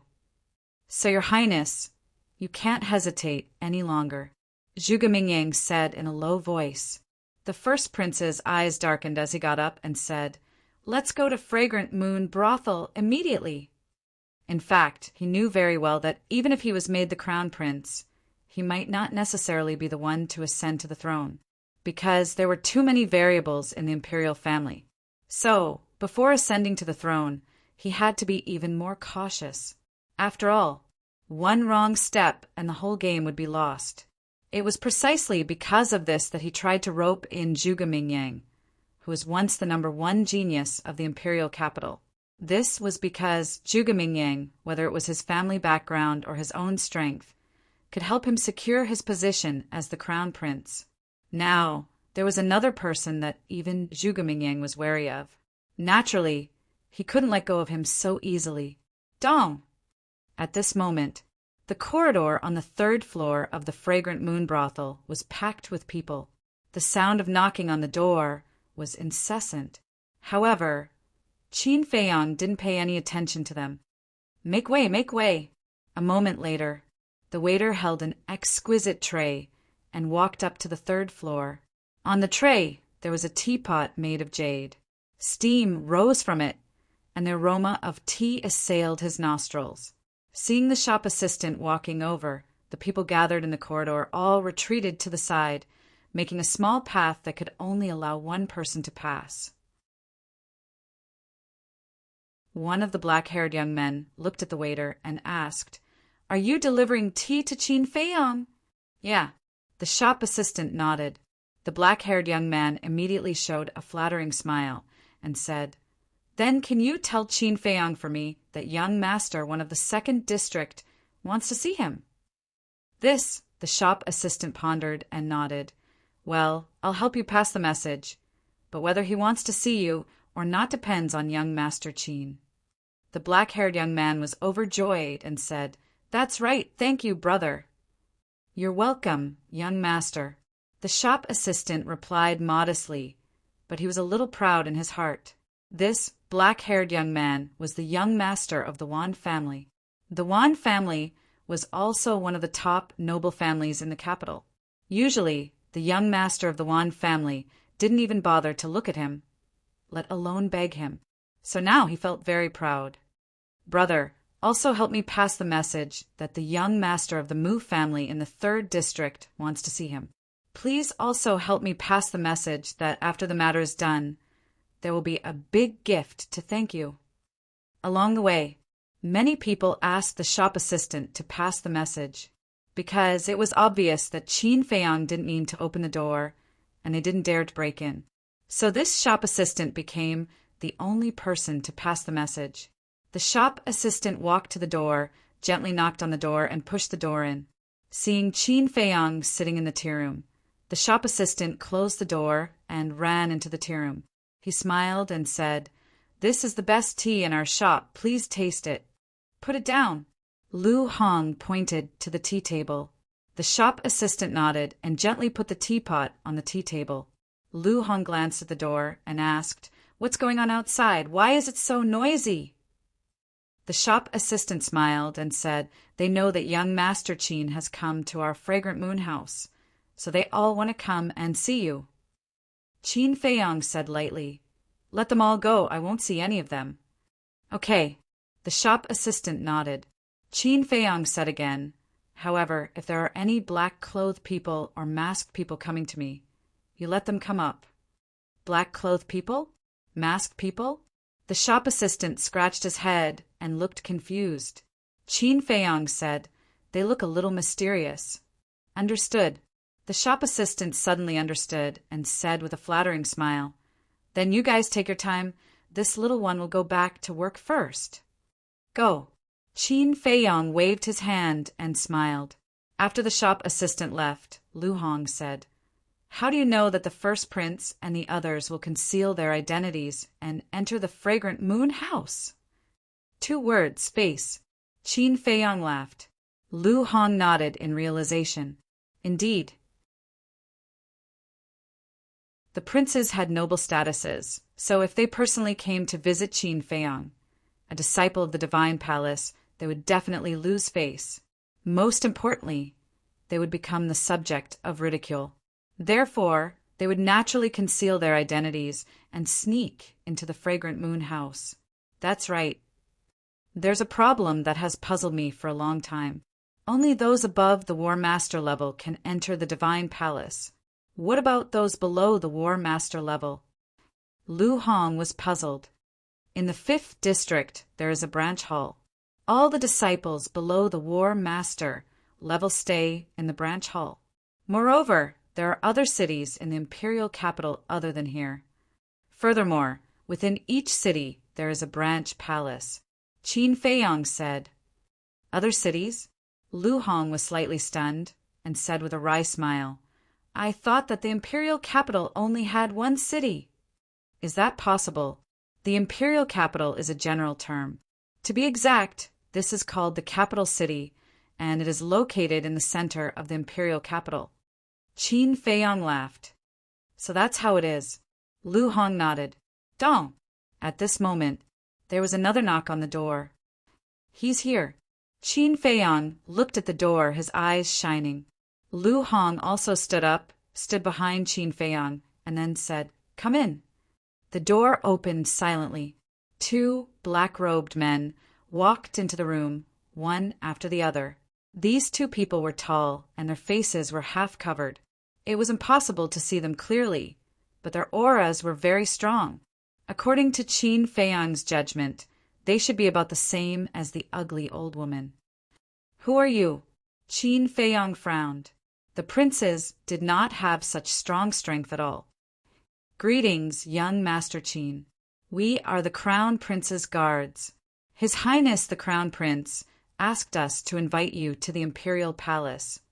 The 2 first bowed, and then opened their mouths to say their origin. "The Crown Prince?" Qin Feiyang raised his eyebrows without a trace. This was impossible. He knew the rules of the imperial palace. Ordinary people were not qualified to enter at all. It was impossible for the Crown Prince to let him enter the imperial palace before meeting him. There was a trap. One of them stepped aside and bowed. "Young Master Qin, His Highness the Crown Prince has been waiting for a long time. Please." Qin Feiyang's eyes flashed and said calmly, "That's not right. The Crown Prince personally invited me to the fragrant moon brothel. But now he wants me to go to the imperial palace. Is there a mistake?" "What?" "The Crown Prince asked you to come." The 2 were surprised. There really is a trap. Qin Feiyang's heart skipped a beat, because the 2 had let it slip. If they were really the Crown Prince's guards, they would definitely not dare to call the Crown Prince directly. However, he was not nervous at all. He picked up the teacup, took a sip, and said calmly, "Tell me, who are you?" What did young Master Qin say? Why can't we understand? The 2 looked at Qin Feiyang suspiciously, but their tone was obviously flustered. "You don't understand?" Qin Feiyang put down the teacup, got up, and smiled. "If I'm not wrong, you should be the 13th Prince's guards." The 2 looked at each other. Qin Feiyang smiled faintly and said, "It seems that I didn't guess wrong." "Young Master Qin, please don't joke with us. We are really here on the Crown Prince's orders to welcome you." The 2 said, helplessly. Still quibbling, "What's the point?" Qin Feiyang sneered and said, "If that's the case, do you dare to let me see your faces?"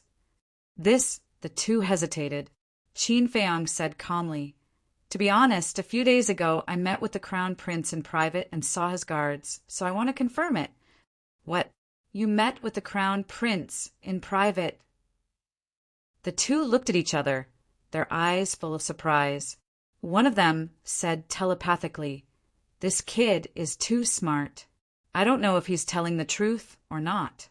What should we do now? Should we just take him down?" The other person pondered for a while, and then a cold light flashed in his eyes. "Take him down!" Whoosh! The two of them attacked at almost the same time. One of them pounced on Qin Feiyang, while the other pounced on Lu Hong. "You're finally showing your foxtail," Lu Hong sneered. "You don't know what's good for you. Don't blame us for being ruthless." One of them laughed sinisterly. "Is that so? Then let's see if you have the ability." Qin Feiyang smiled disdainfully, grabbed Lu Hong, and went to the castle without hesitation. "Where is he?" The two of them narrowed their eyes and looked around in surprise. Dong! At this moment, there was another knock on the door. Damn it! The two of them looked at the door, cursed in anger, and jumped out of the window. Dong! There was another knock on the door. Qin Feiyang and Lu Hong appeared out of thin air in the tea room. Lu Hong looked around the room and saw that the two of them had left. She was relieved and asked softly, "How did you know that they were the 13th Prince's men?" "I was just bluffing just now. I'm not sure. However, I just came to the imperial capital not long ago, and the only person I offended was the 13th Prince. Since these two dared to pretend to be the Crown Prince's guards, they must have a powerful background. Therefore, the 13th Prince is the most suspicious." Qin Feiyang analyzed for a while, then returned to his seat, looked at the door, and said, "Come in." Before he finished speaking, the door was pushed open.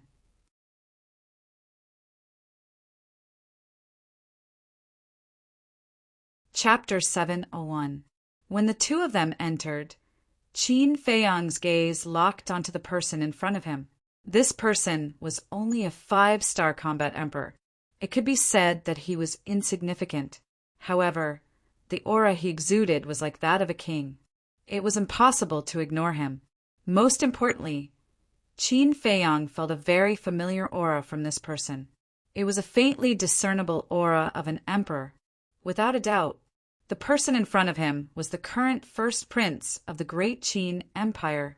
At the same time, the first prince was also sizing up Qin Feiyang.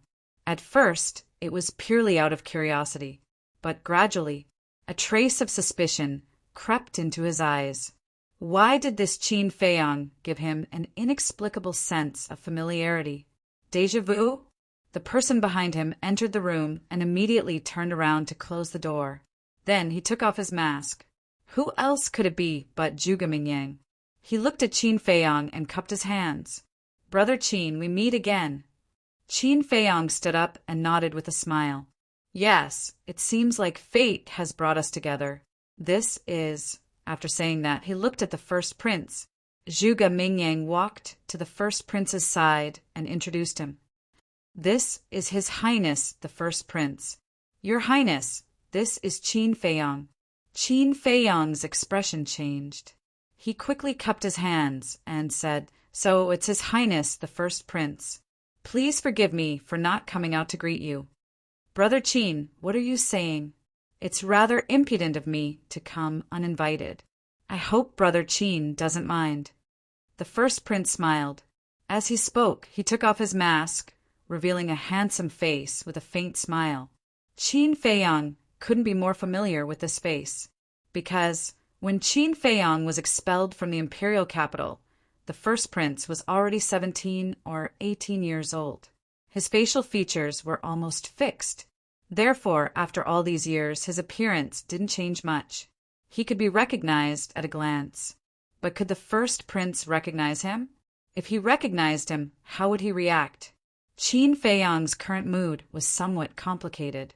He hated this person from the bottom of his heart. But no matter what, this person was still his half-brother. Seeing that Qin Feiyang was not saying anything, the first prince frowned. He glanced at Lu Hong and asked with a smile, Is it inconvenient for Brother Qin right now? If so, then I will bid my farewells first. If there is another chance, I will come and visit Brother Qin again. No, no. Qin Feiyong hurriedly waved his hand and said with a faint smile, It's fate that brought us together. Your Highness, there's no need to be so polite. Please sit. Then I won't stand on ceremony. The first prince laughed loudly and strode into the tea room. He nodded at Lu Hong and sat down on a chair. Zhuge Mingyang also walked into the tea room, but he did not take a seat. He chose to stand beside the great prince. Qin Feiyong squinted his eyes and said with a smile, Brother Zhuge, there are seats here. Why are you standing? If others see you like this, they will definitely talk behind my back and say that I am not a good host. The first prince added, That's right, Brother Zhuge. There are no outsiders here. Let's sit down and talk. All right. Zhuge Mingyang looked at Qin Feiyong meaningfully and sat beside the first prince. Qin Feiyong laughed and casually sat across from the two. He waved his hand and said, Lu Hong, pour tea for them. Okay. Lu Hong walked to the tea table and picked up the teapot. She took out 2 clean teacups, filled them with tea, and pushed them in front of the first prince and Zhuge Mingyang. Qin Feiyong smiled and said, Your Highness, Brother Zhuge, I heard from the waiter that this is the best tea in the fragrant Moon Inn. Help me taste it. Did he lie to me? Zhuge Mingyang picked up the teacup and sniffed it. He then put it to his mouth and took a sip. After tasting it carefully for a while, Zhuge Mingyang put down the teacup and said with a smile, He did not lie to you. This is indeed the best tea in the fragrant Moon Inn. Qin Feiyong asked curiously, Then may I ask, what is the name of this tea? The name of the tea?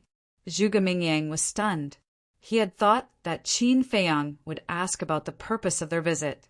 He did not expect that he would ask some unimportant questions. Qin Feiyong said with some disappointment, Brother Zhuge, you don't know? Of course I know. This tea is called fragrant dew tea. The tea leaves are personally grown by the fragrant Moon Inn. The water used to make this tea is also the dew that the fragrant Moon Inn collects from the morning flowers in the wild. Therefore, this tea has a faint floral fragrance. When you taste it carefully, you will find a hint of sweetness. Zhuge Mingyang explained. No wonder it tastes so good. It is made from the dew of the flowers. Qin Feiyong suddenly understood. He picked up the teacup and took another sip. He revealed an intoxicated expression and said with a smile, Lu Hong, when you have time, go to the wild and collect some dew of the flowers. Lu Hong looked suspiciously at Qin Feiyong and nodded. Okay. She also did not understand. What was Qin Feiyong playing at? The first prince, who was standing at the side, also had a hint of impatience on his face.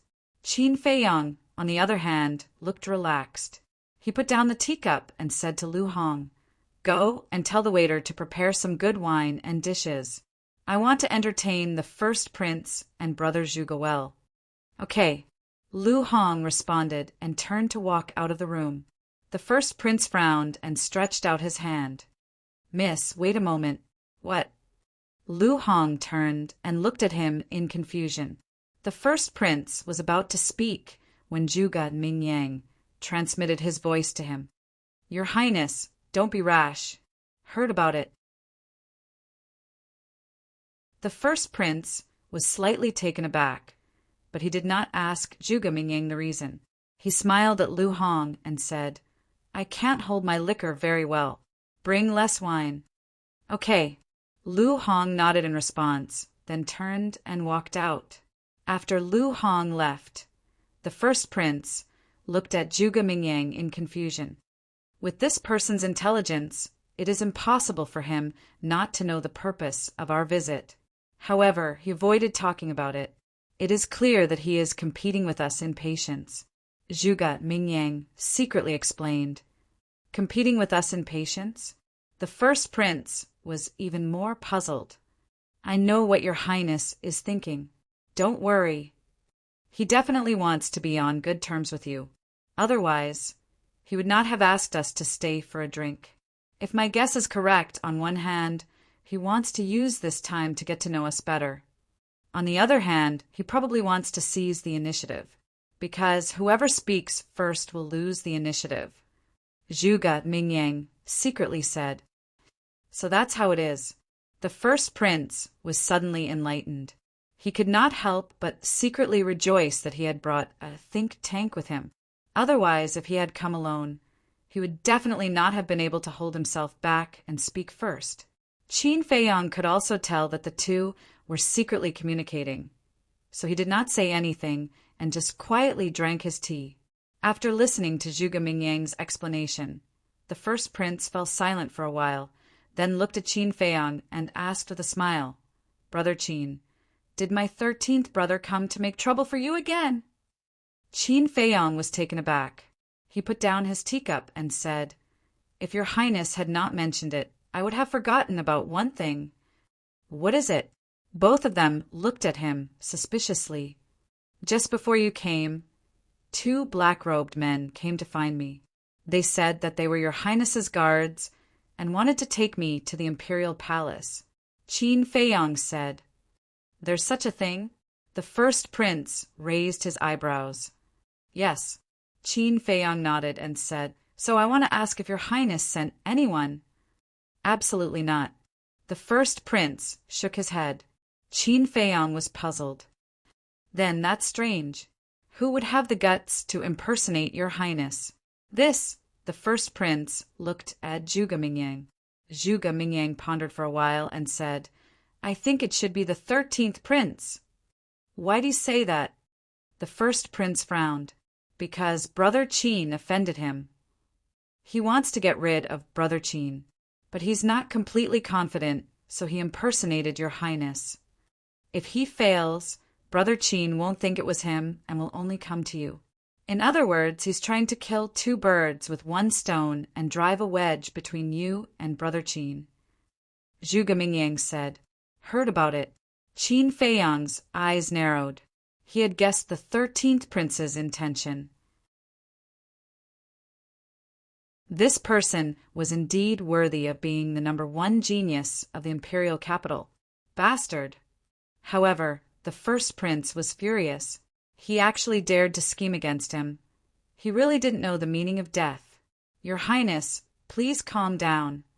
You can't fall out with the 13th prince without any evidence," Zhuge Mingyang advised. "Brother Zhuge is right. If you fall out with him now, the 13th prince will definitely accuse you of trying to get rid of him to stabilize your position as the crown prince.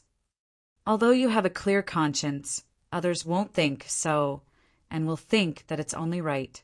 At that time, it will definitely have a negative impact on you." Qin Feiyang said lightly. Zhuge Mingyang smiled and said, "Brother Qin, you really hit the nail on the head. I admire you." Qin Feiyang said, "I was just saying, Your Highness and Brother Zhuge, don't take it too seriously. Just a casual remark?" Zhuge Mingyang shook his head disapprovingly. He transmitted his voice to the first prince. "Your Highness, don't be fooled by him. Although he has just entered the imperial capital, he has already seen through the conflicts between the various factions." The first prince was in disbelief. The private disputes between the various princes had existed for many years, and they could be said to be intertwined. Even those who lived in the imperial capital might not know about it. However, this person had only been in the imperial capital for a month and had already seen through it. His mind was indeed not simple. The first prince became even more excited. Such a talent must be brought under his command. He looked at Qin Feiyang and said, "Brother Qin, you don't have to care about the 13th prince." "Do I dare to not care? He's a high and mighty prince, and I'm just a poor commoner. It's too easy for him to deal with me." Qin Feiyang sighed. "Who said so? As long as Brother Qin is willing. From today onwards, Brother Qin, you are an honored guest of mine. At that time, he won't dare to do anything to you." The first prince harumphed. At the same time, he was officially inviting Qin Feiyang. He still can't keep his cool. Zhuge Mingyang sighed. However, he couldn't blame the first prince. This person's performance was too outstanding. No matter who it was, they couldn't wait to bring him under their command.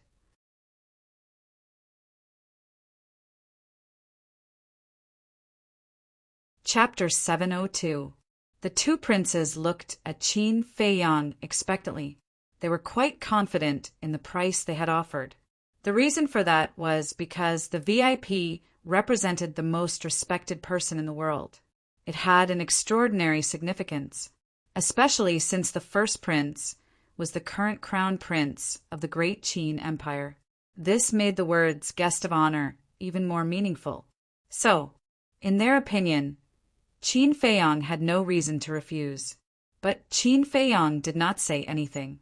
At this moment, Lu Hong pushed the door open and entered. Behind Lu Hong, there were more than a dozen waiters.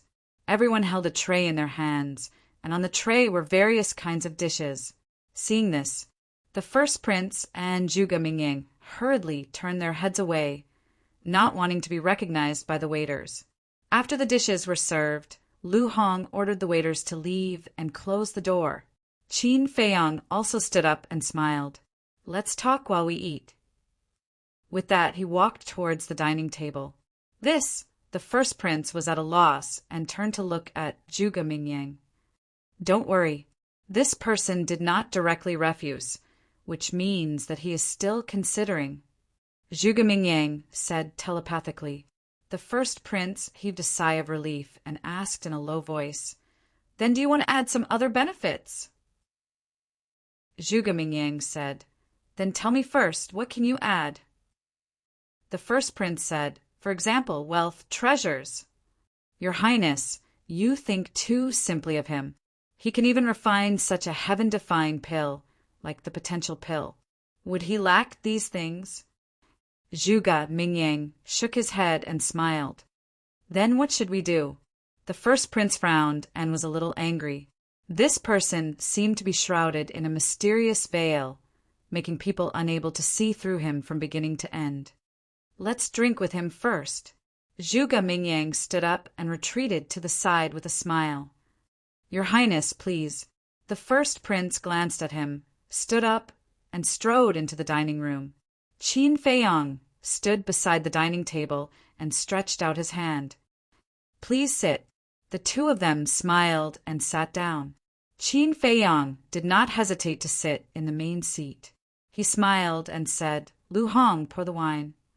Lu Hong obediently picked up the wine jug and filled the wine cups in front of the three people. Qin Feiyang lifted his wine cup and looked at the first prince and prince. He smiled and said, "This is my first time here, and I'm fortunate enough to be acquainted with the two of you. In the future, I hope that the two of you can take care of me." The first prince smiled. "Look at what you're saying. With Brother Qin's ability, do you still need us to take care of you?" "Yeah, we should be the ones who need to be taken care of in the future." Zhuge Mingyang smiled faintly. No. Of the two of you, one is the crown prince of the empire, and the other was once known as the #1 genius in the imperial capital. To be able to meet the two of you is my honor. I'll drink first as a sign of respect." After Qin Feiyang finished speaking, he drained the wine cup in one gulp. The first prince and the first prince looked at each other and also finished the wine in their cups. Subsequently, Zhuge Mingyang put down his wine cup and said with a smile, "Brother Qin, you're too well informed. You know my background so quickly." Qin Feiyang said, "I don't have any hobbies.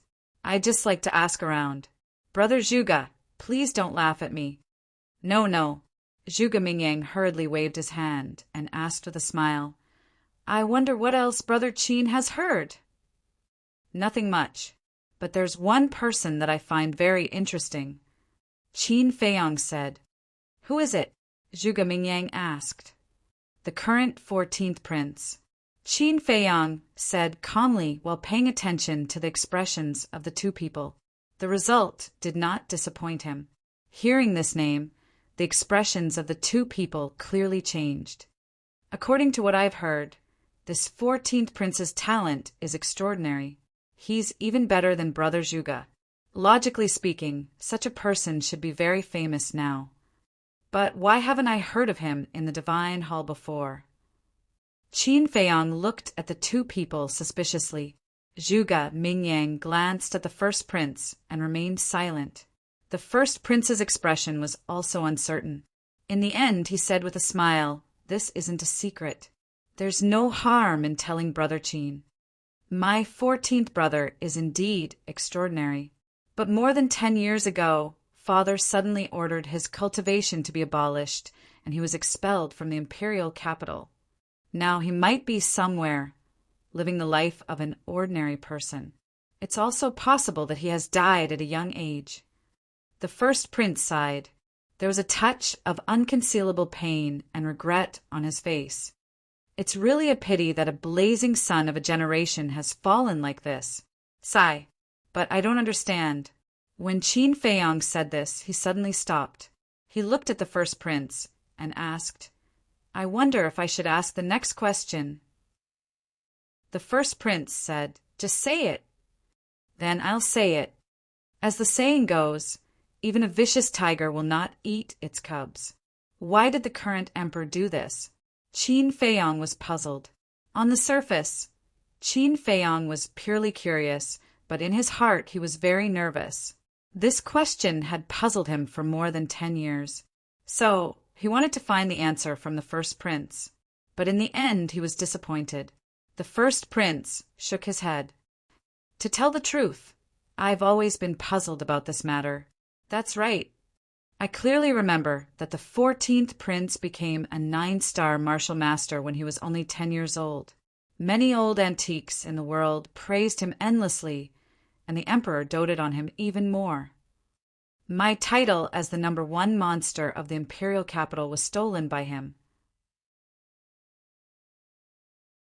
But no one could have imagined that it would end in such a tragedy. This might be the so-called, the heavens are jealous of geniuses." Zhuge Mingyang sighed deeply. The heavens are jealous of geniuses? Qin Feiyang inwardly sneered. Even if he was beaten to death, he didn't believe that the emperor would make a move on him for no reason. There had to be a great secret hidden in this matter. At this moment, the first prince's face turned solemn. "Brother Qin, this topic ends here. What's wrong?" Qin Feiyang was suspicious. "Brother Qin, you might not know. My father had already issued a gag order more than 10 years ago. No one is allowed to mention this matter. Anyone who violates this order will be killed without mercy. So from then on, my 14th brother is equivalent to a taboo in the imperial capital." The first prince said in a low voice, "He issued a gag order?" Qin Feiyang's heart suddenly burned with anger. Since he dared to do it, why would he be afraid of others talking behind his back? But there was no abnormality on his face. He cupped his hands and said, "Thank you for your reminder, Your Highness." After saying that, Qin Feiyang raised his wine cup again and said with a smile, "I'll propose another toast to the two of you." "You're welcome." The two of them smiled apologetically and raised their wine cups. Next, the three of them drank and chatted casually. As for the guest of honor, Qin Feiyang did not mention a word. The first prince did mention it a few times, but Qin Feiyang cleverly changed the topic. Lu Hong was full of doubts. Wasn't the guest of honor what Qin Feiyang wanted? But why didn't he agree? What was he thinking? After 3 rounds of wine, Dong! Suddenly, there was a knock on the door. The 4 of them immediately stopped talking and looked up at the door. Qin Feiyang was about to speak when the first prince hurriedly said, "Wait, let's leave for a moment." After saying that, he and Zhuge Mingying got up and walked into the innermost bedroom. They stood behind a screen. Qin Feiyang smiled meaningfully and said, "Come in." The door was pushed open. 2 black-clothed youths strode into the pavilion and closed the door behind them. Both of them were wearing masks. However, judging from their figures and auras, they should be Lin Dian and the 13th prince. Qin Feiyang looked at the two of them and asked suspiciously, "Who are you?" The two of them took off their masks. Qin Feiyang quickly got up and cupped his hands. "So it's the 13th prince. Sorry for the disrespect. Don't be so polite." The 13th prince looked at him coldly and walked to the dining table. He saw 2 used wine cups on the table and frowned. "Are you greeting guests?" Qin Feiyang returned to his seat and nodded. "Yes. Who is it? Where are they now?" The 13th prince asked as he looked around the room, suspiciously. Qin Feiyang said, "They have already left. As for who they are, I have no comment." "Your Highness, is there anything you need from me?" Lin Dian frowned and said coldly, "Qin Feiyang, I'm telling you, don't be so arrogant." Qin Feiyang glanced at him and said, "I'm far inferior compared to you. Tell me, is there anything you need? If there's nothing else, please leave." "You." Lin Dian was furious and was about to turn hostile. However, at this moment, the 13th prince reached out his hand and stopped Lin Dian. He sat opposite Qin Feiyang and said, "Back at the temple I was indeed a little rash. Please forgive me." "Huh." Qin Feiyang smiled and asked, "Your Highness, are you apologizing to me?" "If you say so, then so be it." The 13th prince's eyebrows furrowed in anger. Qin Feiyang smiled. "Since you're apologizing, shouldn't you be apologizing? After all, I don't owe you anything." Lin Dian clenched his hands and said gloomily, "His Highness has already given you enough face by apologizing to you personally. I advise you not to push your luck. Who are you? Do you have the right to speak here? Do you have a big mouth? If that's the case, the door is behind you. I won't see you out." Qin Feiyang sneered and pointed at the door expressionlessly. "You're courting death." Lin Dian gritted his teeth and his face was extremely pale. "Shut up." The 13th prince turned to look at Lin Dian and shouted impatiently. "Yes." Lin Dian shrank his neck and replied respectfully. He then stood aside obediently. The 13th prince then looked at Qin Feiyang and said, "I don't want to talk nonsense.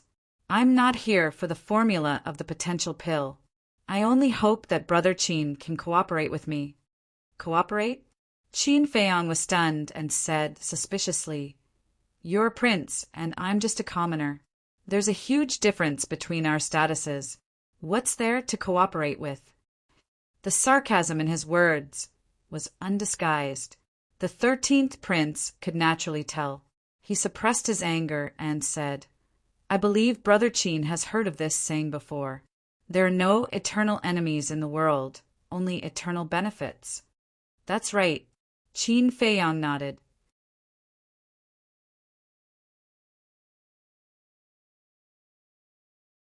Chapter 703.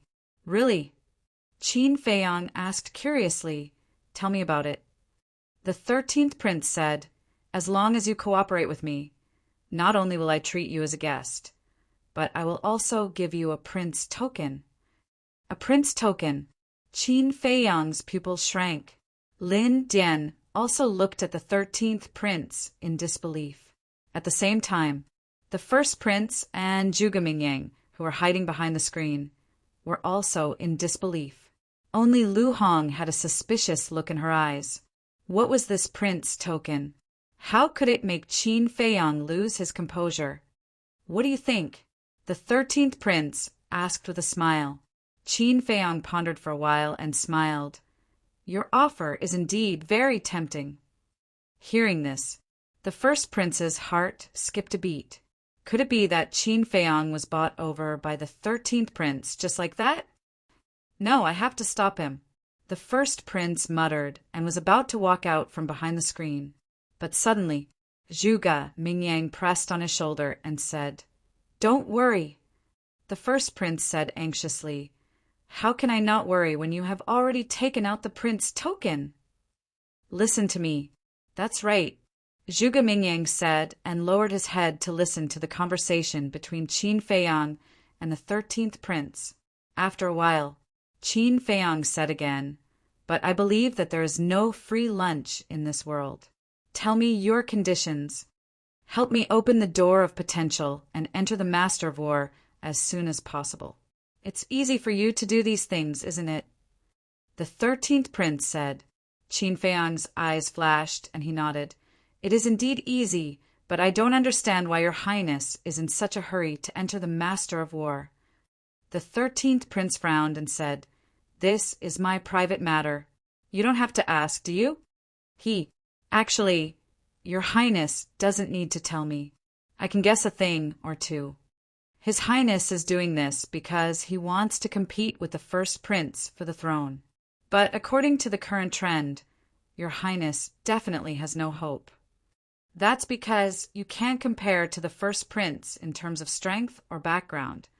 Furthermore, the first prince has Zhuge Mingyang as his advisor.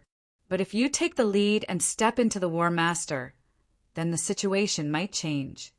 Your highness, don't you think I'm right? Qin Feiyang said with a smile. The 13th prince's pupils contracted. He had never thought that this person would be able to casually say what he was thinking. This insight, this sensitivity, it was simply too terrifying. However, Qin Feiyang had not only said these words to the 13th prince, but also to the first prince. He wanted to make the first prince feel pressured. At this moment, the first prince felt an unprecedented pressure. Zhuge Mingyang said telepathically, Your Highness, now you know how terrifying this person is. We must get him. The first prince nodded. At this moment, the 13th prince said, Since you've guessed it, then I won't say anything more. Just tell me, do you want to cooperate? Qin Feiyang shook his head and said, This is not a game. I need some time to think about it. Okay, I'll give you 3 days to think about it. Furthermore, if you can help me ascend to the throne, I promise that the position of the state teacher will be yours in the future. The 13th prince said, Damn it, he's really willing to go all out. The first prince cursed as killing intent surged in his eyes. Qin Feiyang looked meaningfully at the bedroom and nodded with a smile. Okay, I'll give you an answer in 3 days. Then I won't disturb you any longer. The 13th prince was in a good mood. He stood up and cupped his hands before he put on his mask and left with Lin Dian. After the door was closed, the first prince hurriedly walked out and said, Brother Qin, you can't agree to it. Qin Feiyang sighed. To be honest, I really don't want to get involved in the dispute between you princes, but his offer is too tempting. I really can't refuse. The first prince fell silent, a prince token, a guest of honor, and the future state teacher. No one could refuse such a temptation. It was not Qin Feiyang's fault. It was his 13th brother's fault for being too willing to go all out. Zhuge Mingyang glanced at Qin Feiyang and said, Your Highness, it's time to take out your final trump card. Final trump card. The first prince muttered. In the end, he gritted his teeth and took out a golden token. He handed it to Qin Feiyang with both hands and said, Brother Qin, please accept it. This is... Qin Feiyang's eyes trembled when he saw the golden token. The token was the size of a baby's palm. It seemed to be made of gold and shone with a golden light. And on the front of the token was a golden divine dragon with no dragon claws. Although I can't promise to make you the future state teacher, if I do become the emperor one day, I will repay Brother Qin with all my strength. The first prince said with sincerity. His meaning was clear.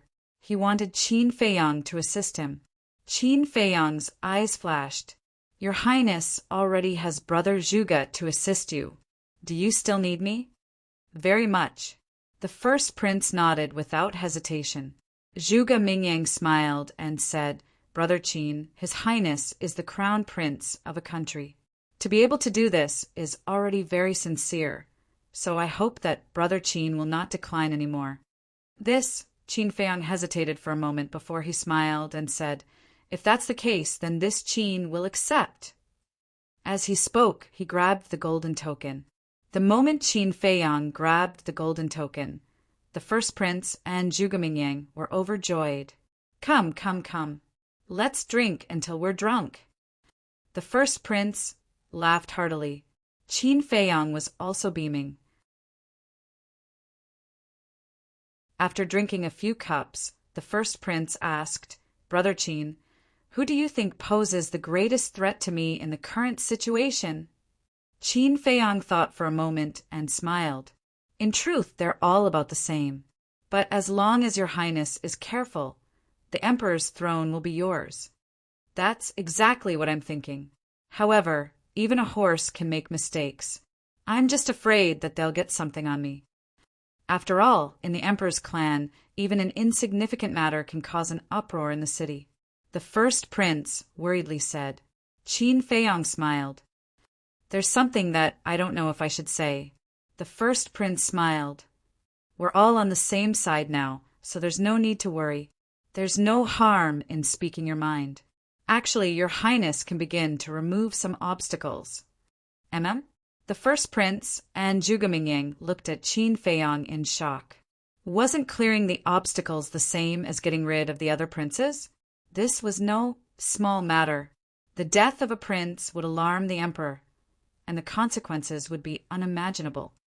This Qin understands your concerns, but as long as it's done cleanly, even the emperor himself might not be able to find anything. Qin Feiyang faintly smiled. The first prince hesitated, then shook his head. This matter is too important. I need to think about it. It's fine. I'm just giving a suggestion. But there's an old saying that I think I should say. A general builds his success on 10,000 bones. Qin Feiyang casually said. This highness will remember it. Let's not talk about it anymore. Come, let's drink a few cups. The first prince smiled. Wait. Qin Feiyang stretched out his hand. What's wrong? The first prince and Zhuge looked at him in confusion.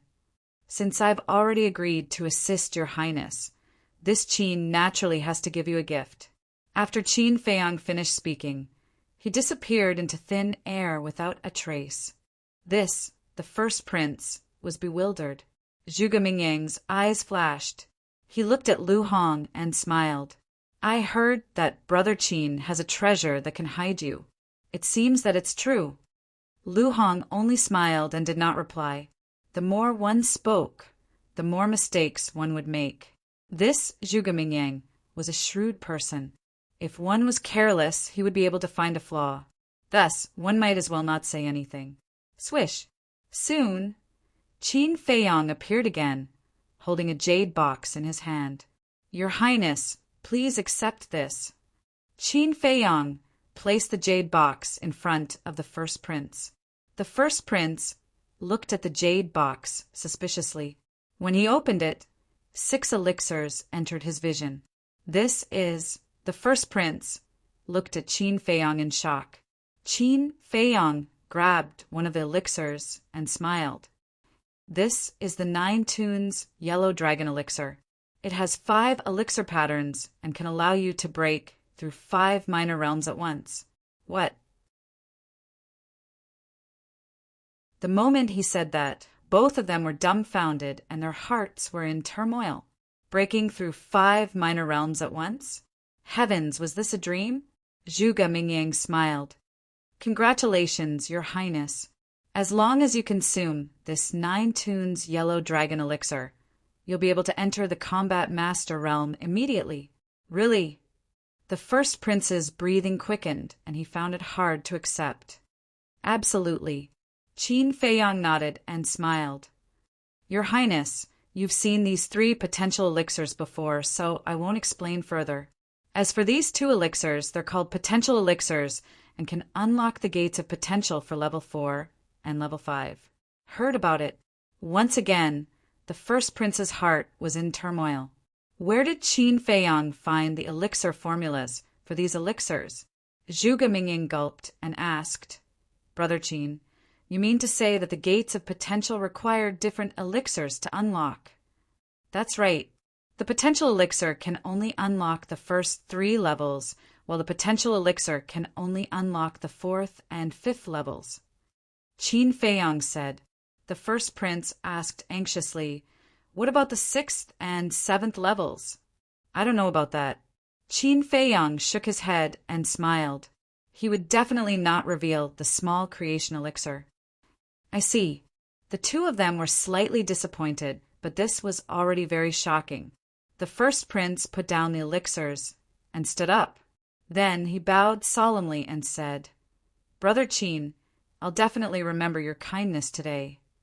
Qin Feiyang smiled.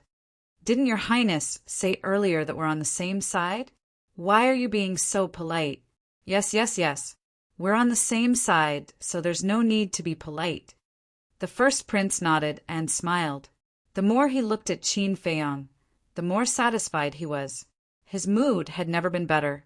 In the end, he drank until he was dead drunk, and Zhuge Mingyang had to help him back. After the first prince left, Qin Feiyang took out the golden token, and his eyes were filled with excitement. Lu Hong asked, "What's this?" "The crown prince's token." As he spoke, Qin Feiyang flipped the golden token over. On the back of the token, there were 3 bold and vigorous words engraved on it.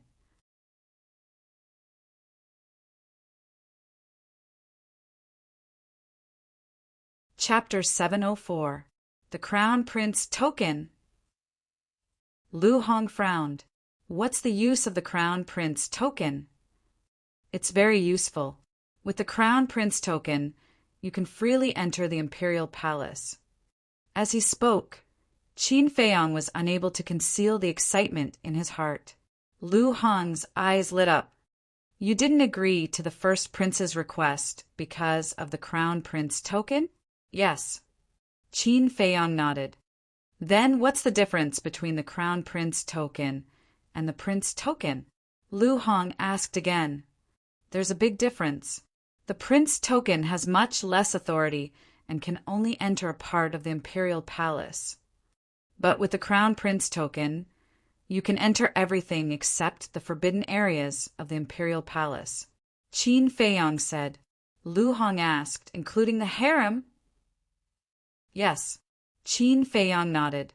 With the Crown Prince token, he could go see his mother. How could he not be excited? Lu Hong said. "Then why didn't you mention it before?" "I didn't think of it at first. I only remembered it when I saw the first prince. And both the Crown Prince token and the Prince token are very rare." Qin Feiyang said. "What do you mean?" Lu Hong didn't understand. "I'll have to start from the first emperor. When the great Qin Empire was first established, the first emperor set up the Crown Prince token and the Prince token in consideration of the abilities of the princes. The purpose of the Crown Prince token and the Prince token is to recruit capable people to assist the princes and the Crown Prince. It's equivalent to a trusted aide. But at the same time, the first emperor was worried that the princes would recruit too many trusted aides and create chaos in the imperial palace. So he limited the number. There are 2 Crown Prince tokens in total. The Prince token is even rarer. Every prince only has 1, and it's a lifetime restriction.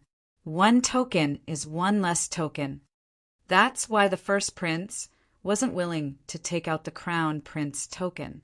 Of course, I also guessed that other princes would come to me, so I kept delaying it.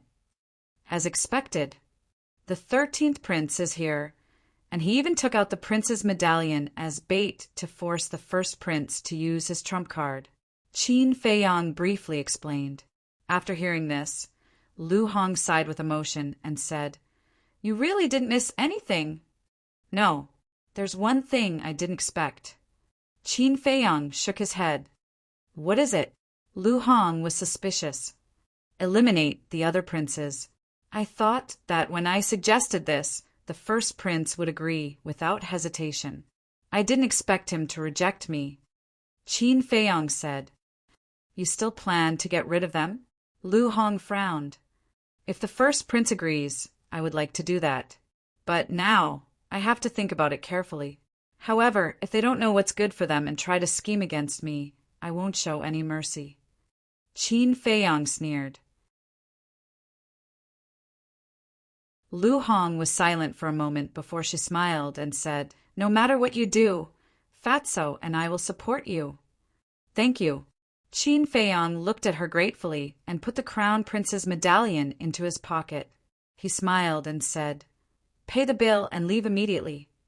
If nothing went wrong, the other princes would also come. He didn't have the time to waste on these people. Lu Hong quickly paid the bill and returned to the pavilion. Qin Feiyang immediately opened the teleportation gate and brought Lu Hong back to the alchemy room in the temple.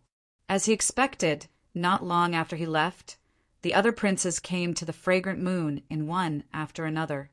When they heard that he had left, they were all a little angry. Alchemy room 701, inside the ancient castle. Qin Feiyang opened the 6-word divine formula. Lu Hong was also preparing to cultivate.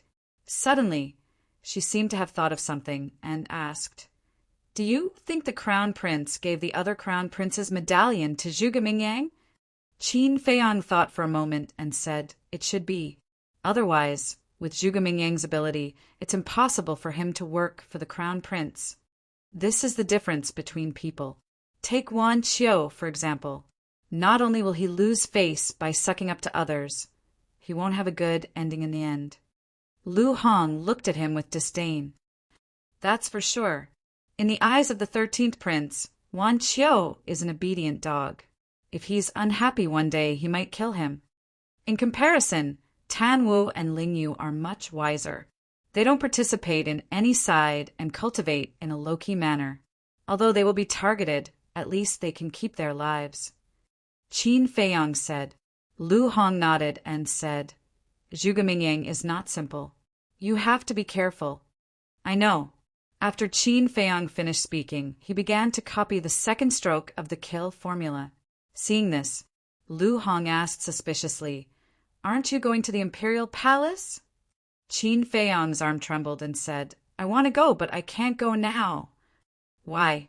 Lu Hong didn't understand. Qin Feiyang said, "I just got the crown prince's medallion, and I'm going to the Imperial Palace. If it were you, wouldn't you be suspicious of my intentions?" "Yes." Lu Hong nodded without hesitation. Then she suddenly understood. Without saying anything more, she closed her eyes and began to cultivate. But Qin Feiyang didn't copy the kill formula again. He withdrew his arm, lowered his head, and frowned. Suddenly, he closed the 6 words formula and transmitted a message to Ren Wushuang. Soon, Ren Wushuang's shadow appeared. Qin Feiyang said with a smile, "Sister, how is it? Did Caillou and Xing Wanli come to harass you? Didn't you see that Shinmei is still in my cultivation room? Now we don't even dare to go out of the cultivation room. It's so annoying." Ren Wushuang said angrily. Qin Feiyang raised his eyebrows. It seemed that this Caillou had to be dealt with as soon as possible. He said, "Give me your current coordinates. I'll be there right away." "What are you doing here?" Ren Wushuang looked at him suspiciously. "I have something to do." Qin Feiyang smiled faintly. "You're so mysterious all day." Ren Wushuang rolled his eyes at him, but he also gave the coordinates to Qin Feiyang. Qin Feiyang immediately left the castle, opened the portal, and appeared in Ren Wushuang's cultivation room. "You're here." Shinmei was cultivating at the side. Seeing Qin Feiyang arrive, she opened her eyes and greeted him. "Not bad. Your cultivation has improved quite a bit." Qin Feiyang laughed. "No matter how good it is, it can't be compared to you." Shen Mei shook his head helplessly. In the past, he could see through Qin Feiyang's cultivation, but now he couldn't see through it?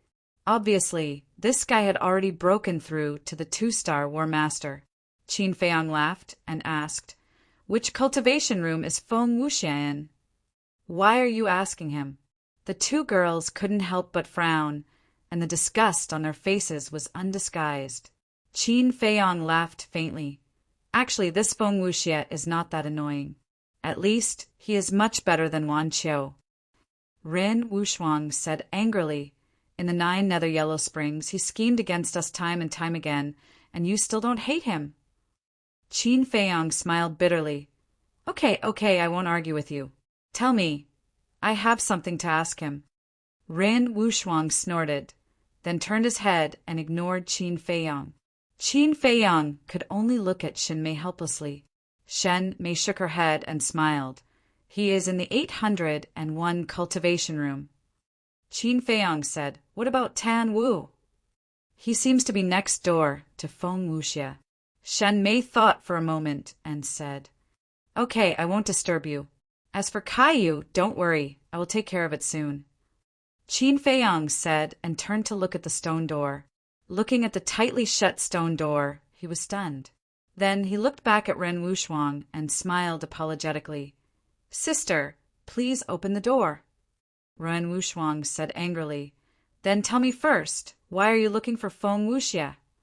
This, Qin Feiyang hesitated and said, Can we talk about it later? Forget it. Since you are all grown up, you don't have to listen to me. Ren Wuxuang waved her hand, and the stone door slowly opened. Qin Feiyang smiled helplessly, turned his head, and strode out of the cultivation room. Shen Mei looked at Qin Feiyang's back and looked at Ren Wuxuang. You are a little strange now. What's strange? Ren Wuxuang was stunned and asked. If it was in the past, you would never be angry in front of others, but now you are angry in front of Qin Feiyang. No, to be precise, it should be coquettish. Tell me honestly, are you having feelings for him? Shen Mei giggled. Coquettish? Ren Wuxuang's face stiffened and she said angrily, When did I? Don't talk nonsense. Are you sure I am talking nonsense? Shen Mei looked at her teasingly. Ren Wuxuang obviously began to panic, and a blush crept up her cheeks, finally willing to open the door. At this moment, a cold laugh sounded, and Xing Wanli rushed into the cultivation room like lightning. Their faces darkened at once. Ren Wuxuang shouted, What are you doing here again? Get out immediately. Get out. It's not up to you now. Wait for me to inform Senior Brother Caillou. Then I will definitely teach you a lesson. As Xing Wanli spoke, he took out an image crystal and sent a message to Caillou. At the same time, Qin Feiyang also came to the door of cultivation room 801 and gently knocked on the stone door. Not long after, the stone door slowly opened. Feng Wuxia was behind the door, and when he saw Qin Feiyang, he looked a little startled and said, What are you doing here? Qin Feiyang laughed. After all, we are old friends. Aren't you going to invite me in? Feng Wuxia frowned and retreated to the side. After Qin Feiyang entered, Feng Wuxia closed the stone door and said, You don't come without a reason. If you have something to say it quickly.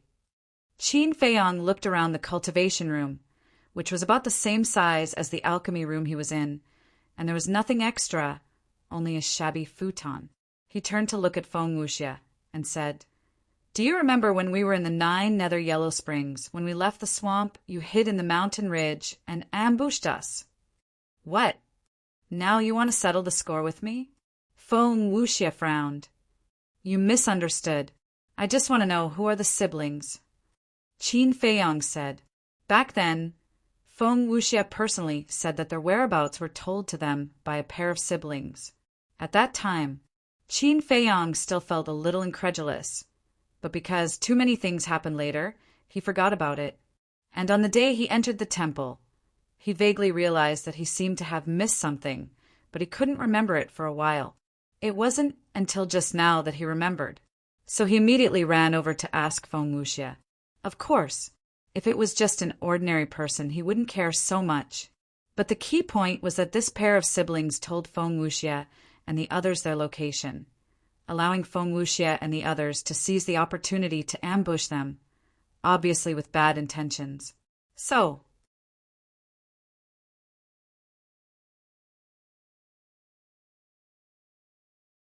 Chapter 705.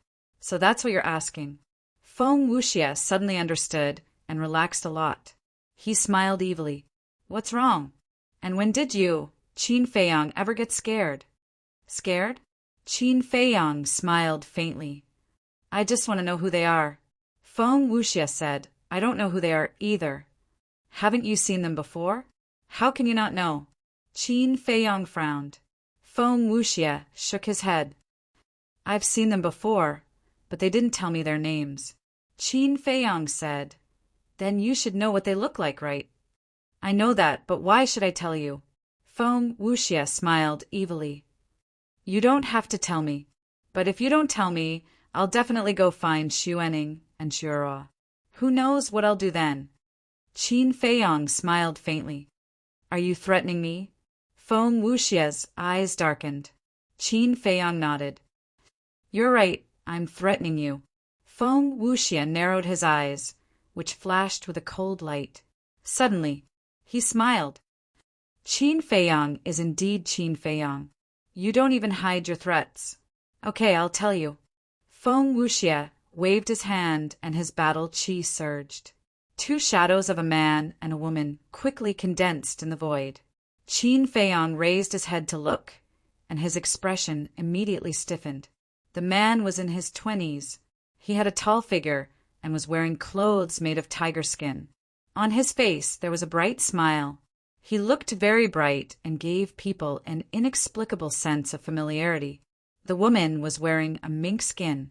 Her skin was whiter than snow, and her hair was black and beautiful. Her bright eyes were as clear as a mirror. Her whole body was filled with an ethereal aura. Both of them had extraordinary temperaments. How is this possible? Shouldn't they be in the Forgotten Land? Looking at the man and woman, Qin Feiyang muttered to himself, his eyes filled with disbelief. Seeing Qin Feiyang's expression, Feng Wuxia frowned and asked, You know them? I do, but I don't know if it's them. Is there anyone who looks so similar in this world? Qin Feiyang furrowed his brows tightly and asked, Did you meet them again when you left the 9 underworlds? No, maybe they only landed on the other side after we left. It's also possible that they've already died in the 9 underworlds. After all, the 9 underworlds' yellow springs is extraordinarily dangerous. Feng Wuxia said, Dead.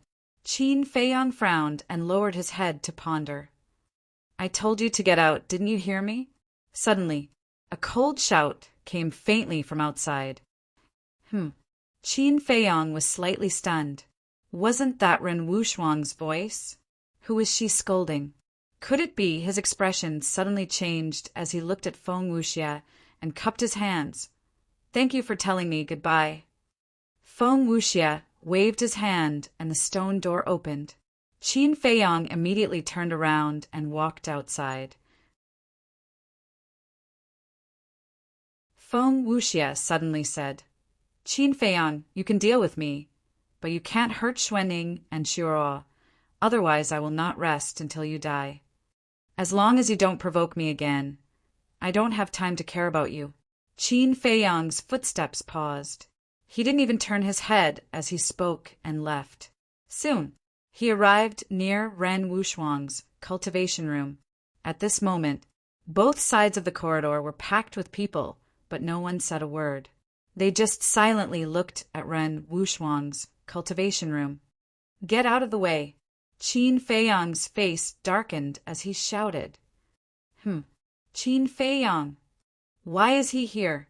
The crowd was stunned as they looked towards the direction of the voice. Their expressions changed drastically as they hurriedly retreated to the side with a hint of respect on their faces. Qin Feiyang strode to the door of Ren Wuxuang's cultivation room and turned to look inside. Inside the cultivation room, other than Ren Wuxuang and Shenmei, there were 2 more black-clothed youths. One of them was Xing Wanli. As for the other person, Qin Feiyang had some impression of him, but he was not too familiar with him. However, it was obvious that it was Caillou. What do you want? Qin Feiyang shouted coldly, his eyes gloomy. Feiyang. Upon hearing Qin Feiyang's voice, the 2 girls seemed to have seen their savior and hurriedly ran behind Qin Feiyang. Qin Feiyang? Caillou and Xing Wanli could not help but be stunned. Xing Wanli transmitted his voice. Senior Brother Caillou, when I was waiting over there just now, I saw Qin Feiyong walk out of this cultivation room. Caillou frowned and said in a low voice, so this Qin Feiyong and Run Wushuang's relationship is not bad. I think so, Xing Wanli secretly said. Understood. Caillou's eyes flashed as he looked up at Qin Feiyong and said, I've long heard of Brother Qin's name. Now that I've met you, you really live up to your reputation.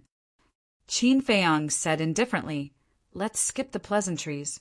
Tell me, what do I have to do for you to let them go? Caillou said, look at what you're saying. As long as Brother Qin says the word, I'll never harass them again. What do you mean? Qin Feiyong frowned. Caillou glanced at the people on both sides and said with a faint smile, there are some words that can't be said in public. Come in and let's talk slowly. Ren Wushuang said angrily, you really think you're the owner of this place? This is my cultivation room. If you have anything to say, go somewhere else. It's fine. Wait for me outside. Qin Feiyong waved his hand and walked into the cultivation room. Then he half closed the stone door and looked at Caillou, saying, speak. Caillou said, I believe you also know who I'm working for. I know, but I don't know which prince are you working for. Qin Feiyong said. Caillou said, His Highness the Second Prince. So it's him. Qin Feiyong came to a sudden realization. He had quite a deep impression of this second prince. Because apart from the first prince, the second prince was the one who schemed against him the most. Qin Feiyong said, what you want to say is that you want me to follow the second prince. That's right. As long as you follow the second prince, we'll be on the same side. At that time, not only will I not harass them, but I'll also treat them like my own sisters. Caillou said with a smile. Qin Feiyong nodded and said, in this way, both sides will be happy. It's a good idea, but what if I don't agree? If you don't agree, although I'm a little afraid of you now with my power and ability, it's more than enough to deal with 2 women. You can't protect them all the time. Caillou said with a smile, as if he was sure that Qin Feiyong would be defeated. Qin Feiyong, let me give you a piece of advice. Be sensible. It won't benefit anyone if you fall out with them. Xing Wanli sneered. Qin Feiyong glanced at Xing Wanli, then looked at Caillou and said, to be honest, I'm really not afraid of falling out with you now. Their eyes darkened. Not to mention you cats and dogs. Even if the second prince came in person, he wouldn't dare to do anything to me. With that, Qin Feiyong prepared to take out the crown prince token. Hee, so lively! But at this moment, a faint laughter sounded from outside. This voice, Caillou's face suddenly changed. Qin Feiyong laughed, because the owner of this voice was Zhuge Mingyang. Greetings, Senior Brother Zhuge. At the same time, respectful voices could be heard from outside as well. After a few breaths, Zhuge Mingyang pushed open the stone door, walked into the cultivation room, and said in surprise, Caillou, why are you here? What are you doing here? Caillou's pupils shrank, and he cupped his hands and bowed. Greetings, Senior Brother Zhuge. We're all disciples of Marquis. I can't accept your bow, and I'm also afraid that your father will find trouble with me. Zhuge Mingyang smiled faintly. Caillou frowned and asked, Senior Brother Zhuge, are you just here to join in the fun? I'm not here to join in the fun. I just received news that someone is bullying my younger brother, so I wanted to see who is so daring, and it's you. Zhuge Mingyang laughed. Younger brother? Caillou and Xing Wanli looked at each other. The crowd outside was also bewildered. Who was Zhuge Mingyang's younger brother? Qin Feiyong? Xing Wanli asked carefully, May I ask, Senior Brother Zhuge, who is your younger brother? Zhuge Mingyang walked to Qin Feiyong and laughed. It's him, Qin Feiyong. What? It's really him. When did he have a relationship with Zhuge Mingyang? Everyone's heart was in turmoil, and they were shocked to the extreme. Ran Wushuang and Shen Mei had suspicious looks on their faces. Shen Mei walked to the side of a martial arts hall disciple and whispered, "Who is Zhuge Mingyang? Why are you all so afraid of him? You don't know." "Oh, right, you just came here not long ago, so it's normal that you don't know. Let me tell you, he is the #1 martial marquis in the imperial capital, the only son of Marquis Zhuge, and he was once the #1 demon in the imperial capital. It's no exaggeration to say that even the hall masters of the Divine Hall and the princes of the Arch Palace have to be courteous when they see him. Tell me, how can we not be afraid? Qin Feiyang is really lucky to be able to curry favor with him." That martial arts hall disciple whispered. His heart was sour, and his face was filled with envy. Damn! Shen Mei was dumbfounded. Rin Wushuang was also speechless for a long time. They didn't expect that in just a month, Qin Feiyang would become brothers with such a demon. They couldn't help but be impressed by this ability. Kai Yu's expression was also very interesting. Originally, he was very confident that he could force Qin Feiyang to compromise, but he didn't expect Zhuge Mingyang to suddenly appear. This made it difficult for him to get off the tiger. However, Zhuge Mingyang's face always maintained a smile and said, "Kai Yu, I really don't understand. How did my brother offend you? Why do you have to make such a big fuss?" This, Kai Yu didn't know how to answer for a moment. "Forget it, I won't ask. I'm not interested to know. I just want to say that from now on, if anyone dares to find trouble with Qin Feiyang, then they are going against me, Zhuge Mingyang. Of course, this includes his friends." Zhuge Mingyang laughed. He said it casually, but it was like a clap of thunder in the ears of Kai Yu and those outside. Zhuge Mingyang looked at Kai Yu and asked, "Did you hear me clearly? Do you need me to say it again?" No, I heard you clearly. I'll leave right away."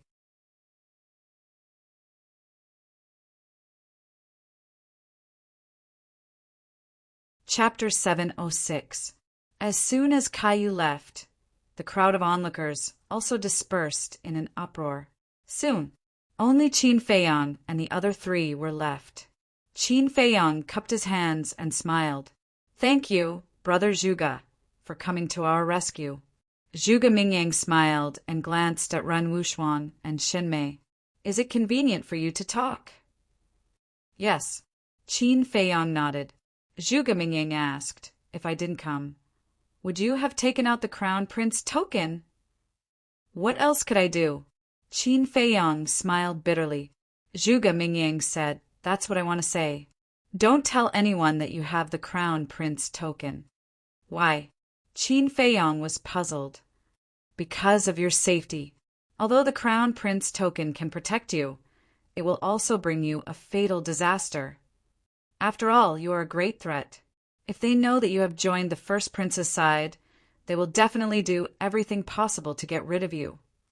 Zhuge Mingyang said, "That makes sense." Qin Feiyang nodded. "Of course, you don't have to worry. I have already said that. In the future, even if the First Princes want to deal with you, they will have to think twice." Zhuge Mingyang said confidently. Qin Feiyang smiled. "Then I'll have to trouble you, Brother Zhuge. Please take care of me in the future. We are all friends. Don't be so polite. If you need anything in the future, just send me a message." With that, Zhuge Mingyang took out an image crystal. Qin Feiyang also took out an image crystal. After establishing the contract, Qin Feiyang put away the image crystal and said, "Brother Zhuge, in your opinion, how should I reply to the 13th prince in 3 days?" This, Zhuge Mingyang pondered for a moment and said, "To be honest, I have the same idea as you." "What idea?" Qin Feiyang was stunned and asked. "Eradicate them." A cold light flashed in Zhuge Mingyang's eyes. Qin Feiyang felt a chill in his heart. This Zhuge Mingyang was indeed bold. Zhuge Mingyang continued, "If it were up to me, I'd like you to get close to the 13th prince and find an excellent opportunity." Qin Feiyang frowned and said, "I don't care. The key is whether your highness agrees or not. Your highness has too many concerns, I'm afraid it will be difficult for you to make a decision in a short time. Zhuge Mingyang sighed deeply and said, but we can act first and report later. I believe that His Highness won't blame us. Qin Feiyang pondered for a moment and said with a smile, since Brother Zhuge said so, I might as well give it a try. Zhuge Mingyang reminded him, just try your best. Don't force yourself. Qin Feiyang nodded. Then I'll take my leave first, Zhuge Mingyang said with a smile and turned to leave. Qin Feiyang also turned and walked out of the cultivation room. Looking at Zhuge Mingyang's back, his eyes flickered. Ran Wushuang walked up and said in a low voice, Feiyang, what are you guys talking about? You don't have to worry about this. Just focus on your cultivation. Qin Feiyang hurriedly left these words and opened the teleportation gate. He returned to Alchemy Room 701 and immediately entered the castle. Inside the ancient castle, Qin Feiyang looked at Fatso and the others and said, You guys heard Zhuge Mingyang's words, right? Tell me what you think. Lu Hong pondered for a moment and said, I feel that this might not be Zhuge Mingyang's idea, but the first prince's. Qin Feiyang's eyes flashed and asked, What do you mean? Back at the Fragrant Moon Inn, from what I saw, the first prince actually had the idea of eliminating the other princes. But just as Zhuge Mingyang said, he had too many misgivings and did not dare to say it out loud. Therefore, Zhuge Mingyang's words were very likely the first prince's idea. Firstly, he wanted to use this to test your loyalty. After all, you just met him, so it's impossible for him to trust you 100%. Secondly, if the plan succeeds, he will reap all the benefits. But if it fails or the plan is exposed, you will be the scapegoat. He won't lose anything. After all, he never personally asked you to deal with the 13th prince. Lu Hong analyzed. Not bad, just as I thought. But I think that this was not the first prince's idea, but Zhuge Mingyang's. Because the first prince's mind is simply unable to think of a plan that would satisfy both sides. But the first prince definitely knows. Qin Feiyang smiled. They're already scheming against you, and you're still smiling? Lu Hong furrowed her brows and said angrily. Fatso said, Actually, this is a good thing for boss. A good thing? Lu Hong was puzzled. Think about it. What is boss's goal in coming to the imperial capital? He's here for revenge. Now that the first prince wants to kill, boss can borrow the first prince's hand to eliminate those people who are in the way. As for being the scapegoat, do you think boss will give them the chance? Fatso chuckled. So that's how it is. Lu Hong nodded in understanding. She then looked at Qin Feiyang and said, Although Fatso's words make sense, murdering a prince is no small matter. You must be careful. I know. Qin Feiyang nodded. Fatso asked, Oh, right, boss. Who exactly are those siblings? Qin Feiyang said, Mu Qin, Mu Shui, Impossible. Aren't they in the Forgotten Land? Hearing these two names, the expressions of Fatso and the others changed. I don't understand either. I don't understand even more. Why would they scheme against me? Qin Feiyang frowned. Back then, in the Forgotten Land, we haven't even settled the score with them for informing the Pill Tower's pagoda master. Now, they actually dare to provoke us again. Wolf King said coldly, his eyes flashing with killing intent. At that time, if it hadn't consumed the 9 Chu yellow dragon pill at the critical moment and broken through to the War Emperor, they would have already been buried in the Forgotten Land. Qin Feiyang said, Looks like when we have the chance, we'll have to make another trip to the Forgotten Land. Yes, I didn't get the Heavenly Thunder Flame last time. I must get it next time. Fatso nodded. There were too many secrets hidden in the Forgotten Land. For example, that mysterious madam, what was her true identity? And that snow python, was she hiding at the bottom of the lake to protect the altar? Or was there another reason? What was the background of the Mu Qing siblings? How did they leave the Forgotten Land and enter the 9 Netherworld Yellow Springs? Where was he now? There were too many questions that filled their hearts. Ah, in the next 3 days, Qin Feiyang and the others were cultivating in the castle. As for the disciples of the various martial marquess, they would knock on the door every day, but in the end, they would return empty-handed. At the same time, in the next 3 days, the treasure pavilion auctioned off another 3 potential pills. The transaction price was not out of Qin Feiyang's expectations. It was 10 to 20 billion higher than the transaction price on the first day. And the 4 potential pills that Qin Feiyang had left behind had a total value of more than 800 billion. After deducting the cost of purchasing medicinal ingredients, Qin Feiyang could still earn around 300 billion. And on the morning of this day, Lin Jian came. Qin Feiyang closed the 6-word divine formula, lowered his head and pondered for a while, then turned to look at Lu Hong and said, "Go to the treasure pavilion and get the remaining gold coins, and ask Sun Dahai if he can find a grade 5 pill fire." "Okay," Lu Hong nodded.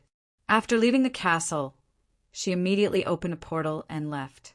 Qin Feiyang took a deep breath, and with a thought, the stone door slowly opened. Seeing Lin Jian walk in, Qin Feiyang smiled faintly and said, "You're here so early, aren't you a bit too impatient?" "Humph. If it wasn't for the 13th prince, do you think I would want to come to this damned place?" "Tell me, what's your answer?" Lin Jian snorted and said expressionlessly. Qin Feiyang said faintly, "Your attitude makes me very unhappy, so I don't want to talk to you. Send a message to the 13th prince. I want to talk to him face to face." "You," Lin Jian glared at him. "What? Do you have a problem with that? Do you believe that I won't throw you out?" Qin Feiyang sneered.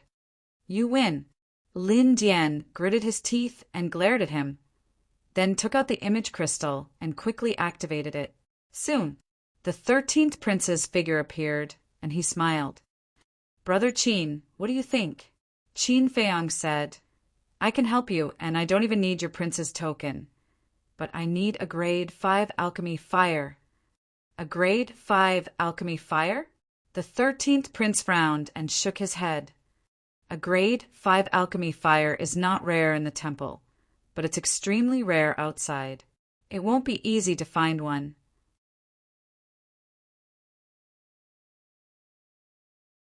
"That's your problem. If you don't have a grade 5 alchemy fire, you can go to the general pavilion and compete with them for the potential pill. But I don't think you can compete with the other princes with your wealth." Qin Feiyang smiled. The 13th prince's face darkened. "Can't you change your condition?" "No." Qin Feiyang shook his head without hesitation. The 13th prince was silent for a while. Then he looked at Lin Jian and said, "I remember that you have a grade 5 alchemy fire at home." Qin Feiyang was stunned and turned to look at Lin Jian. What a coincidence. Fatso had heard that there were 5 martial marquises who each had a grade 5 alchemy fire. It seemed that Lin Dian's family was one of them. If that was the case, then he couldn't let it go. Lin Jian frowned and said, "Your Highness, I do have a grade 5 alchemy fire at home, but it's in the treasury and my grandfather is personally guarding the treasury. I'm afraid it's impossible for him to give it to me." The 13th prince raised his eyebrows and said, "I don't care who's guarding it, you have to get it." "Your Highness, aren't you making things difficult for me? You know my grandfather's temper. If you take the alchemy fire without his permission, you'll be beaten to death." Lin Jian said, looking a little angry. The 13th prince thought for a while and said, "How about this? If he really blames you after this, I'll plead for you." After that, he looked at Qin Feiyang and said, "Lin Jian took such a big risk. Shouldn't you do something?" "Of course. As long as I get the alchemy fire, I'll immediately give him 10 potential pills." Qin Feiyang smiled. 10 pills. Lin Dian's body trembled, his eyes glowing green. One had to know. The price of the potential pills auctioned by the general pavilion reached more than 200 billion. What was the concept of 10 potential pills? Of course, his family didn't lack this money. But the point was he didn't dare to participate in the competition between the princes. So, No matter how many potential pills were auctioned by the general pavilion, he wouldn't get a share.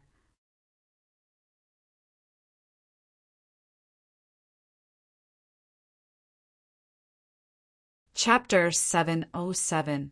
Seeing that Lin Jian still had some concerns, Qin Feiyang smiled and said, "If you miss this time, there won't be a next time."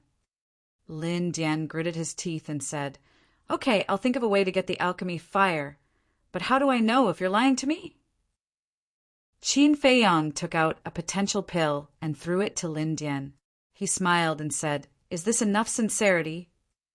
Lin Jian caught the potential pill. After confirming that there was no mistake, he said happily, "It's enough, it's enough." "Ha ha!" The crown prince laughed and said, "Brother Qin is indeed a straightforward person. Then let's meet outside the city tomorrow." Outside the city?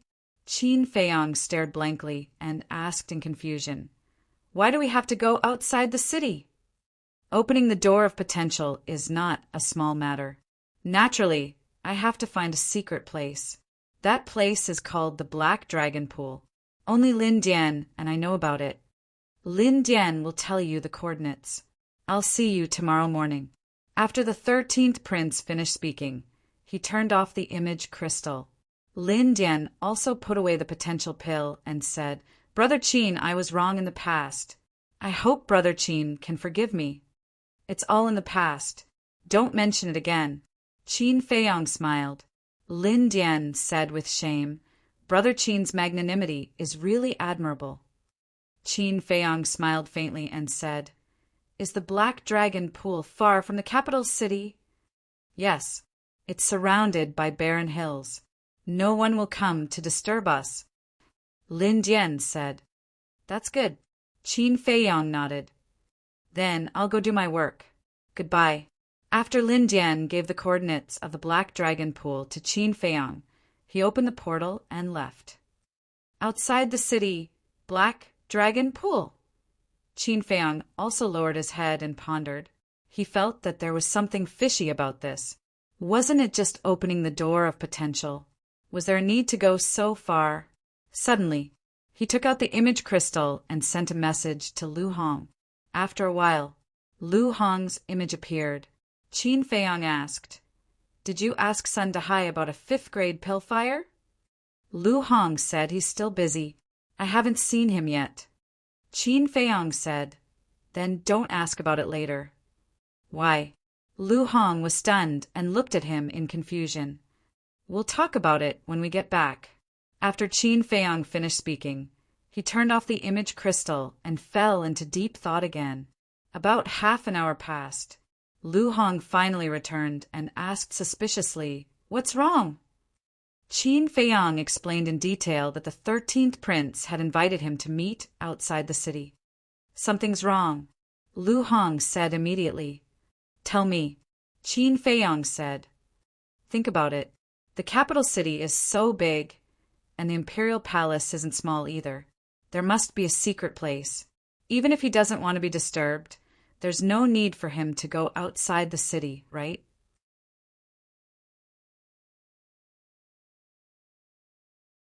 "I have a feeling that he wants to hide something by asking you out of the city." Lu Hong speculated. Qin Feiyang pondered for a while and said, "I think he wants to get rid of me after I've outlived my usefulness." "That's completely possible." Lu Hong nodded. After Qin Feiyang helped the 13th prince open the door of potential and enter the Master of War, the 13th prince would then turn hostile and kill Qin Feiyang. This way, no one would be able to refine the potential pill in the future. At that time, the other princes would not be able to get the potential pill and would not be able to open the door of potential. In the end, the throne would be in the 13th prince's bag. Because only he had opened the door of potential, the other princes had not, and the gap between them would only grow bigger.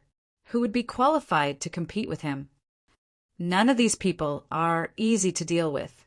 Lu Hong sighed and said, "If the 13th prince really wants to deal with you, he will definitely set up an ambush. I think it's best if you don't go tomorrow." "I'm going," Qin Feiyang said. Lu Hong frowned and said, "You're going to die, do you know that?" Qin Feiyang's eyes flashed coldly and said, "It's hard to say who will win tomorrow." "What do you mean?" Lu Hong was surprised. "Even if he doesn't attack me tomorrow, I will attack them. Otherwise, I wouldn't have asked you to give up looking for the rank 5 pill fire," Qin Feiyang said. "So that's what you think?" Lu Hong looked at him in disbelief.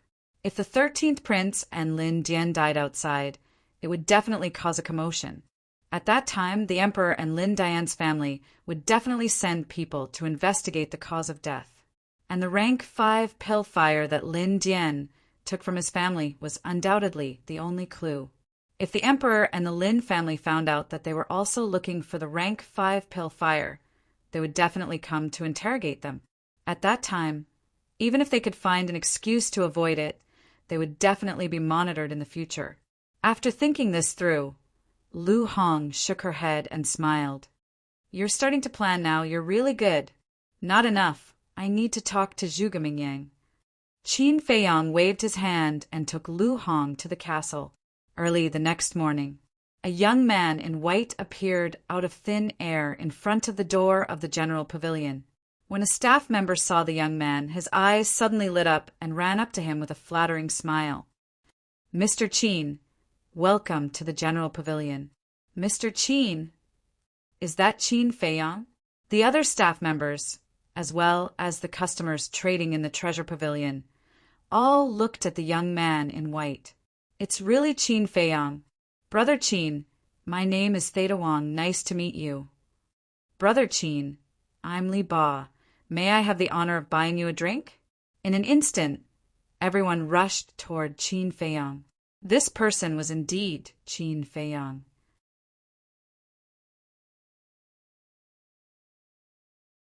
Since the incident at the Fragrant Moon brothel, the people in the capital basically knew what Qin Feiyang looked like. Qin Feiyang glanced at the crowd around him and smiled. "Everyone, I still have something to do. We'll meet again in the future. Please step aside." The staff member who first recognized Qin Feiyang said, "Yes, yes, yes. Don't block Mr. Qin's way." The crowd in front had to disperse in disappointment. "Mr. Qin, I heard that you're an alchemist. Are you here to buy any medicinal materials?" The staff member asked while ushering Qin Feiyang into the general pavilion. "I do want to buy some medicinal materials and also go to the auction house to see if I can find any treasures."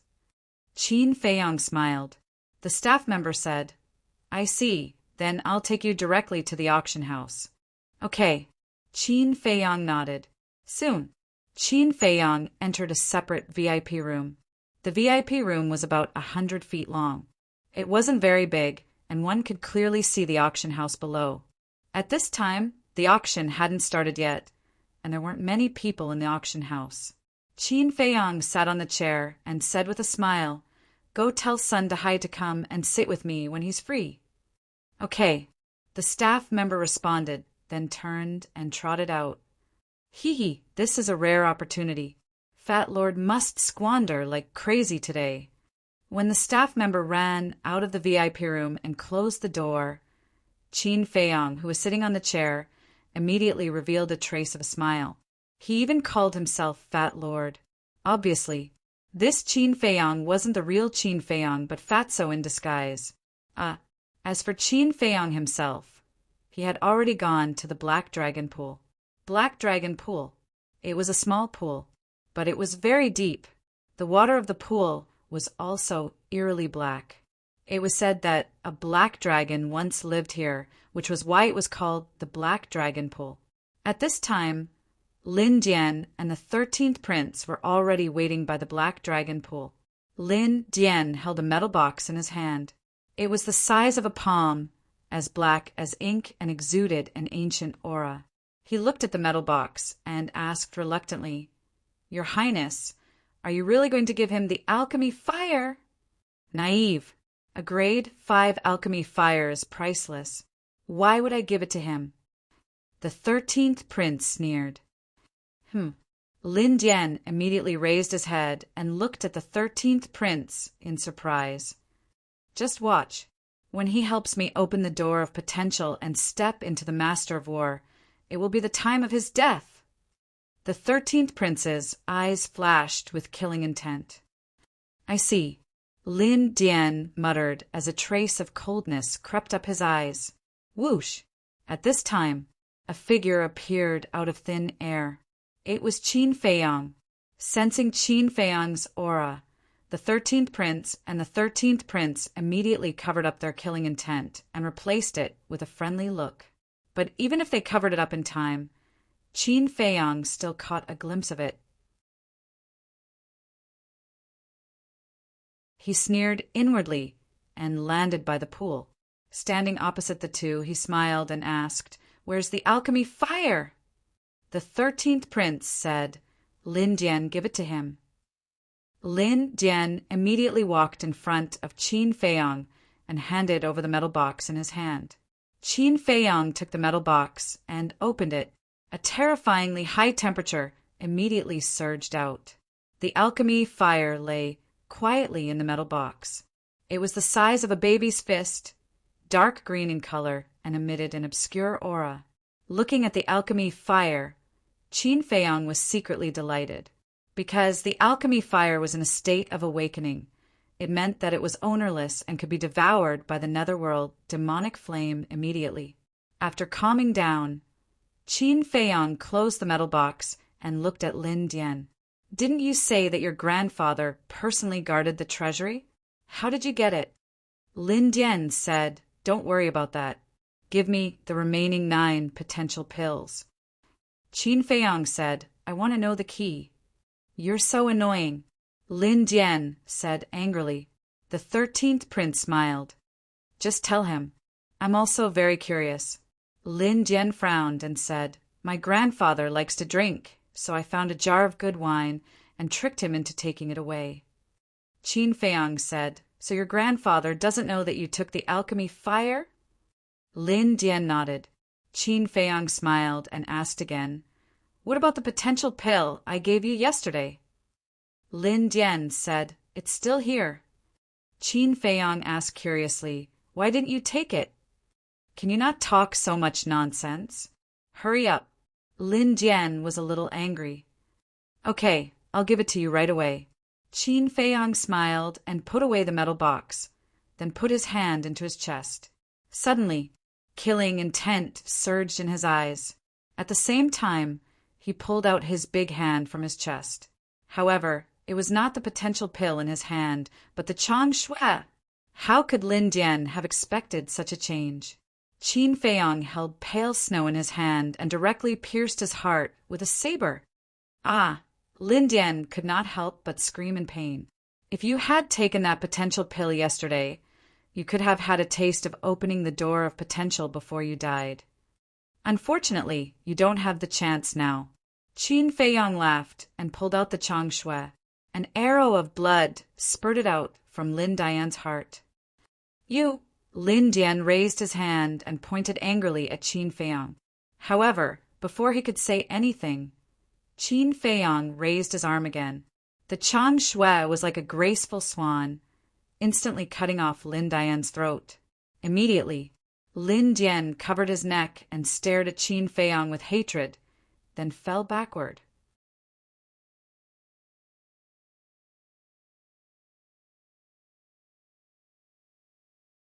Chapter 708. Seeing this, the 13th prince was dumbfounded. Lin Dian had been killed. Suddenly, he looked up at Qin Feiyang and roared, "Do you know what you're doing?" "Of course I know. I also know what you're trying to do." Qin Feiyang faintly smiled. The 13th prince's heart skipped a beat. Qin Feiyang said, "If I'm not wrong, there should be other people hiding nearby, right?" You, the 13th prince, looked at him in disbelief. "Looks like I'm right." "Tell them to come out. They're the guards of the princes. Don't you think it's embarrassing to hide?" Qin Feiyang sneered. "Ha ha, Qin Feiyang. Oh, Qin Feiyang, I like you more and more. If you follow me, you won't have to worry about anything. Unfortunately, you've chosen a path of no return." The 13th prince laughed out loud, and his face was filled with disdain. "Don't!" Before he finished speaking, The calm black dragon pool suddenly splashed water everywhere. Two burly men jumped out of the water and landed behind the 13th prince. Both of them were tall, and their upper bodies were exposed. Their bronze chest muscles were filled with explosive power. "You're indeed the 13th prince's men." Qin Feiyang looked at the two with a gloomy gaze. Whether it was their figure or aura, they were exactly the same as the two black-robed men in the fragrant moon brothel. The two didn't speak, but their faces were cold. "I really can't bear to kill you. Follow me. When I become the emperor, I promise to make you the imperial advisor of the great Qin Empire. At that time, you'll be second only to one, and above all, how impressive will that be?" The 13th prince said in high spirits. He felt as if the emperor's throne was already in his bag. "Second only to one, and above all," Qin Feiyang shook his head and smiled. "I can't refuse such tempting conditions." "Then agree, because only by agreeing can you keep your life and have everything." The 13th prince chuckled. Qin Feiyang glanced at the two men and asked with a smile, "Are you so confident that you can kill me?" "These two guards of mine are both from the 9 Stars War Sect. What do you think?" The 13th prince joked. 9 Stars War Sect. Qin Feiyang's pupil shrank. Sure enough, they were two terrifying experts. However, he had come prepared. "Brother Zhuge, come out." Following his words, a short mountain behind him collapsed, causing a cloud of dust to rise into the air. Whoosh!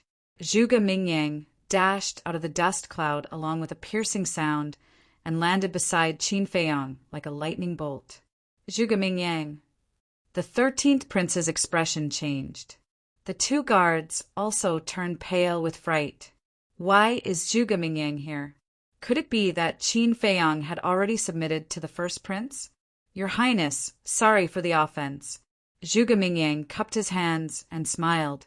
His aura erupted as he took a step towards the 13th prince.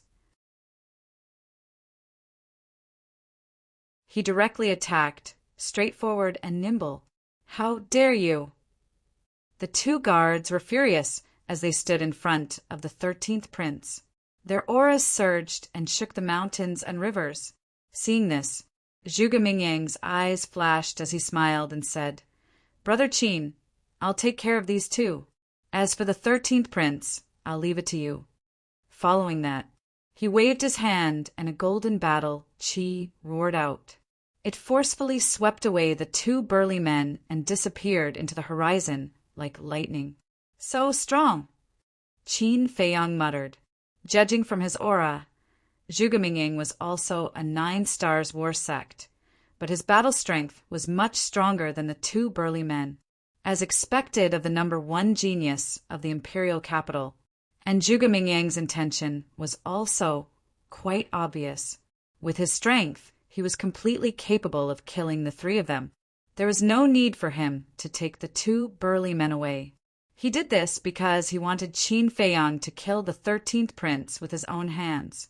In this way, Qin Feiyang would have no choice but to accompany the first prince to the end. Of course, Qin Feiyang didn't care about any of this. He withdrew his gaze and looked at the 13th prince, only to see that the 13th prince's face was filled with panic. Qin Feiyang smiled faintly and said, "You didn't expect Zhuge Mingyang to appear, did you?" "You." The 13th prince looked at Qin Feiyang in panic. His throat seemed to be blocked by something, and he couldn't say what he wanted to say for a long time. Qin Feiyang said, "You want to ask why we're working together?" The 13th prince nodded. "Let me show you something, and you'll know." Qin Feiyang took out the crown prince's token. The crown prince's token? Seeing this, the 13th prince's body trembled. He finally understood. As expected, Qin Feiyang had already sided with the first prince. Qin Feiyang put away the crown prince's token and shook his head with a smile. "I have to say that you're really stupid. Why don't you think about it? Since I already knew your intentions, why would I come to see you unprepared?" Qin Feiyang said as he walked towards the 13th prince. What do you want to do? The 13th prince stepped back in fear. You still don't understand? Of course, I'm going to kill you for the first prince, Qin Feiyang said. How dare you? The 13th prince shouted angrily. Qin Feiyang smiled and said, I've already killed Lin Dian, the son of a marquis. It's not a big deal to kill another prince. The 13th prince's body trembled, and he hurriedly said, Qin Feiyang, let's talk nicely. Doing this will only benefit my brother. It won't do you any good. Why? Qin Feiyang asked. The 13th prince said anxiously, think about it. You've been in the limelight for the past few days. If I'm killed now, my father will think of you sooner or later and send people to investigate you. Qin Feiyang said, It's fine. I've already arranged everything. Now everyone in the first district knows that I'm at the main pavilion's auction house. What do you mean? The 13th prince was surprised. Before I came, I asked Fatso to disguise himself as me and enter the main pavilion. So, even if the emperor investigates, there will be countless people who can testify for me. Qin Feiyang said with a smile. The 13th prince was extremely shocked. He had actually arranged everything in advance. This person's mind was too terrifying. Qin Feiyang said, Any last words? You can't kill me because you're offending your superior. When this matter is exposed, you will die without a complete corpse, the 13th prince roared. When that day comes, it's hard to say who will live and who will die. Qin Feiyang said in a low voice, Murdering the current prince is an unforgivable crime. You're a madman. The 13th prince was completely terrified. He turned around and ran like crazy. Boom! Qin Feiyang released his aura, and the 13th prince was immediately imprisoned in the air. He walked step by step, and the 13th prince fell into the abyss of despair. Finally, Qin Feiyang stopped in front of the 13th prince. At this moment, the 13th prince was so scared that he lost control of his bladder. The stench assailed his nostrils, and his face was pale. Qin Feiyang said, If you don't have any last words, I'll tell you a secret. What secret? The 13th prince asked in a trembling voice. Qin Feiyang lowered his head and whispered a few words into the 13th prince's ear. What? The 13th prince was shocked. He muttered in his heart, How is this possible? Qin Feiyang said with a smile, Brother 13, you didn't expect that I would come back one day, did you? No way, you're lying. This is impossible. The 13th prince stared at Qin Feiyang and shook his head like a madman. Nothing is impossible in this world. I came back for revenge. I want our father to regret it for the rest of his life. So, you won't be lonely in the Yellow Springs, because soon others will accompany you. Qin Feiyang's eyes were filled with murderous intent as he grabbed the 13th prince's throat. 10th, 4th brother, for the sake of our brotherhood, I beg you not to kill me. I can help you take revenge, the 13th prince shouted in panic. But his throat was stuck, and his voice was weak and hoarse. Do you still have brotherly love in your eyes? When you learned that my cultivation was destroyed and I was kicked out of the imperial palace, you were all celebrating, right? Qin Feiyang smiled sinisterly. He exerted force with his 5 fingers and broke the 13th prince's neck. Arg! The 13th prince screamed and died on the spot. Next, Qin Feiyang loosened his grip, and the 13th prince fell to the ground. Looking at the 13th prince's body, there was a trace of pain in his eyes. It wasn't because of the 13th prince's death. It was because he remembered what happened more than 10 years ago and the pain and despair he suffered in the 5 years in the Iron Ox town. Boom! Crack! In the distance, the sound of battle was endless, but Qin Feiyang didn't seem to hear it. After a while, the sound of battle finally stopped. Zhuge Mingyang carried the 2 corpses as he flew through the air and landed beside Qin Feiyang. He sized up the 13th prince and Lin Dian's corpses and remained silent for a moment. After a while, he threw the two bodies next to the 13th prince and patted Qin Feiyang's shoulder. "Don't worry. No one will know." "Do I look like I'm worried?" Qin Feiyang smiled faintly. Seeing the smile on Qin Feiyang's face, Zhuge Mingyang couldn't help but laugh. Then he opened a portal and said, "I'm going to report this to the first prince. Don't stay here for too long." Qin Feiyang nodded and asked, "What do you want to do with their bodies?" "I'll throw them out of the city and let the people from the imperial palace and the Lin family collect their bodies. After all, one of them is a prince and the other is the son of a marquis. We can't just leave their bodies in the wilderness." Zhuge Mingyang smiled. Then, with the 4 corpses, he stepped into the teleportation gate and disappeared. Qin Feiyang turned around and looked at the portal that disappeared. His eyes gradually became fierce. No one in this world liked to be played in the palm of another's hand. The first prince and Zhuge Mingyang had schemed against him so many times that he wanted to kill them. Tap, tap. At this moment, the sound of steady and powerful footsteps could be heard coming from the nearby forest. It was Lu Xingqian. Qin Feiyang seemed to have known about Lu Xingqian's appearance and wasn't surprised at all. Lu Xingqian walked to Qin Feiyang and said with a smile, "It's imperative to get rid of the first prince, but he must be the last one." "I understand." Qin Feiyang nodded and asked, "Is there anyone else hiding nearby?" "No, only Zhuge Mingyang came," Yi Fuqian said. Lu Xingqian said, "In fact, Lu Xingqian had been hiding nearby for a long time and had been instructed by Qin Feiyang. Qin Feiyang was worried that the first prince would do the same thing as the 13th prince and get rid of him after he had outlived his usefulness. Lu Xingqian might not be as strong as Zhuge Mingyang, but he had a spatial divine item that could move and save him at a critical moment.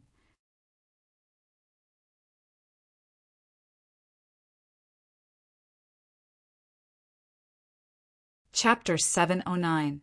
Qin Feiyang and Lu Xingqian also left the Black Dragon Pool and returned to their respective alchemy rooms.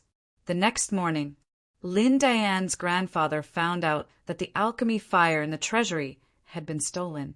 Combined with Lin Dian's strange behavior on the first day, he naturally thought that Lin Dian had taken it. But sending a message to Lin Dian was like throwing a stone into the sea.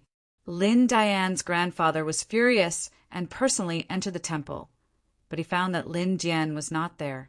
Immediately, Lin Dian's grandfather contacted the 13th prince, because Lin Dian and the 13th prince had the best relationship. With this contact, he was shocked to find that the 13th prince had also disappeared. Soon, this matter alarmed the people in the imperial palace. They asked around, but no one knew where the two had gone. Immediately, they realized that something was wrong. After some investigation, they were shocked to find that the 13th prince's bodyguard had also disappeared.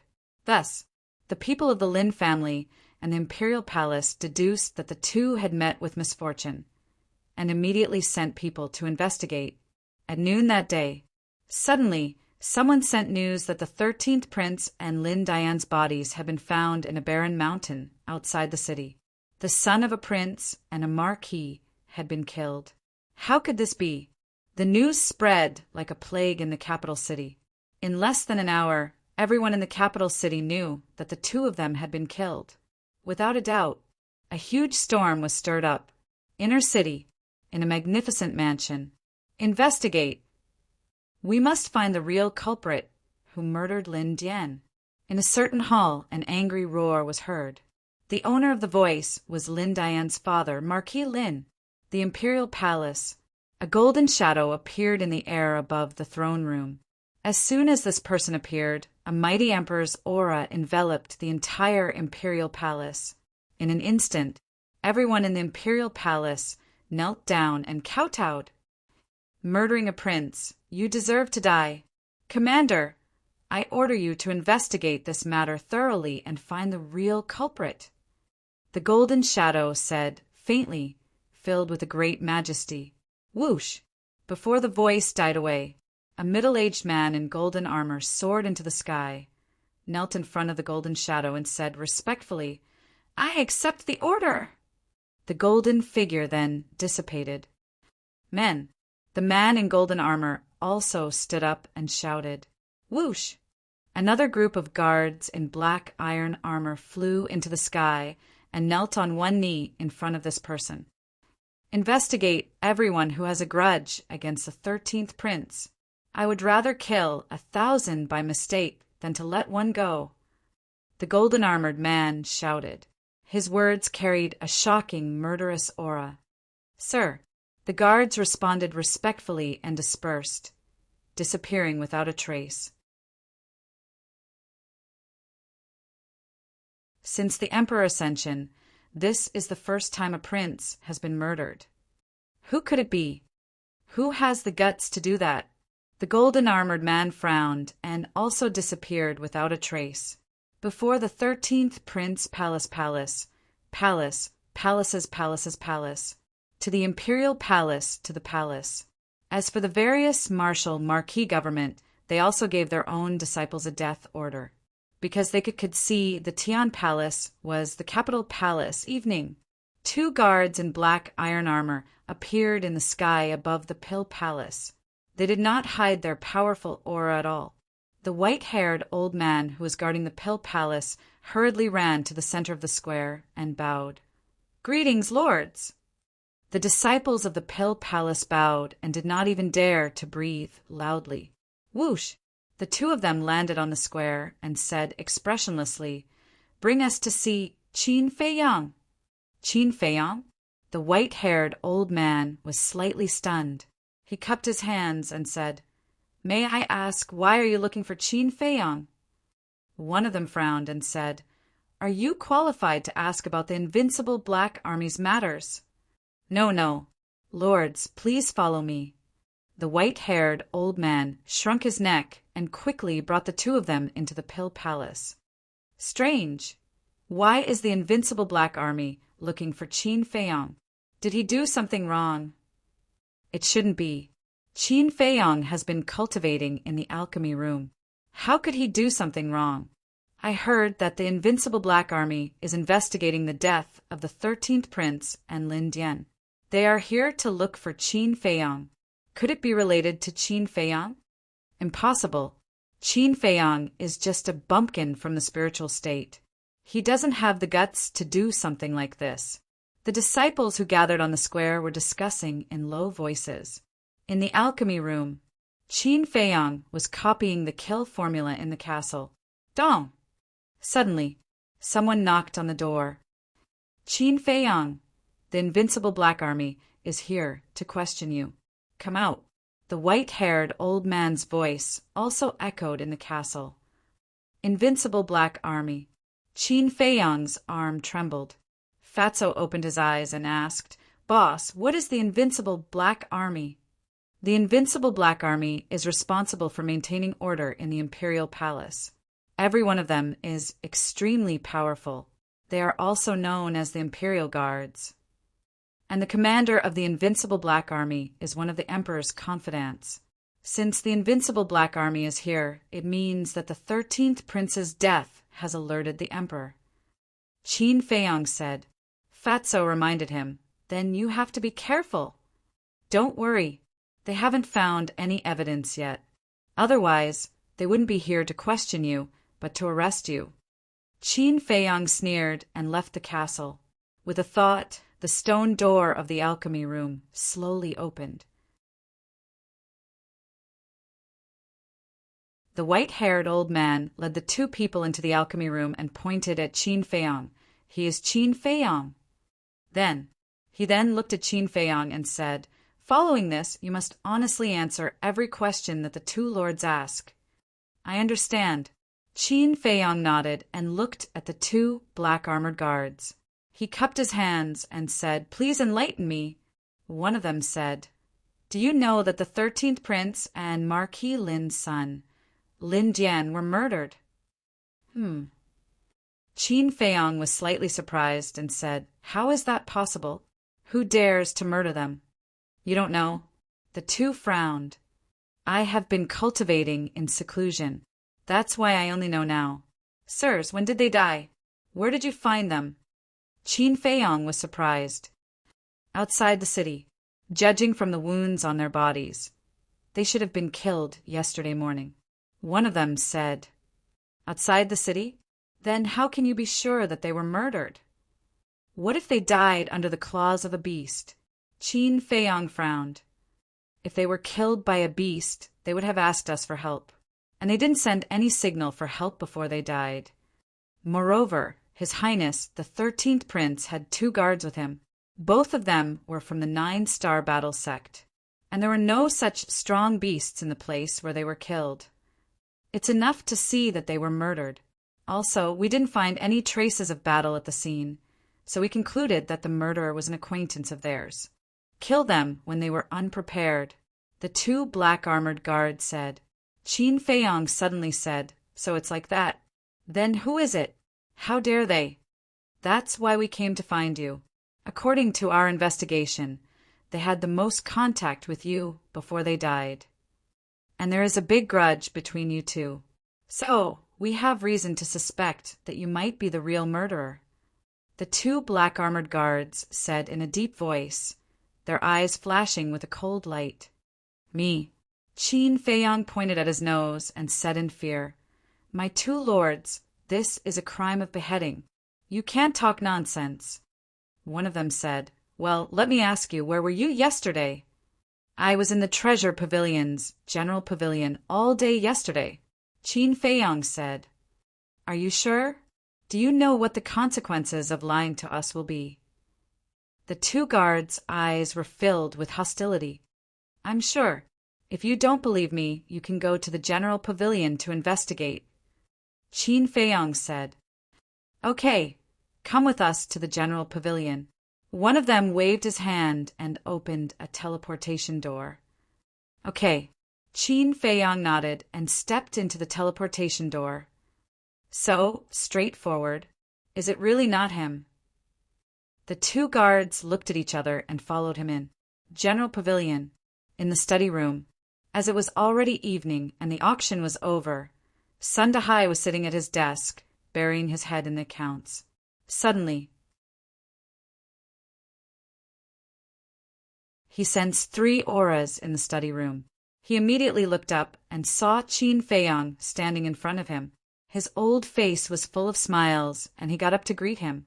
But when he saw the 2 guards behind Qin Feiyong, his face suddenly changed, and he hurriedly said, Greetings, my 2 lords. One of them said, We came to the General Pavilion to investigate the death of the 13th Prince and Lin Dian. Sun Dahai's heart skipped a beat. He walked in front of the 3 and looked suspiciously at Qin Feiyong. He then looked at the 2 guards and said with a smile, Ask away. According to Qin Feiyong, he was in the General Pavilion yesterday. Is that true? Don't lie to us, because we are under the Emperor's order to thoroughly investigate this matter. The 2 said, We wouldn't dare. Sun Dahai hurriedly waved his hand and said, Qin Feiyong was indeed in the General Pavilion yesterday and didn't leave until evening. The 2 guards frowned. One of them asked, Why did you come to the General Pavilion yesterday? Qin Feiyong said, Of course I'm here to buy medicinal herbs. The man frowned and said, Then why do you need an entire day? My 2 lords, forgive this junior for saying something offensive, but this question is strange. I think it's my freedom to stay here for as long as I want, right? If you suspect that this junior killed them, you have to pay attention to the evidence. Moreover, you also said that the guards beside the 13th Prince are 9-star War Masters, and this junior is only a 2-star War Master. Do I have the ability to do so? Qin Feiyong said in a neither servile nor overbearing manner.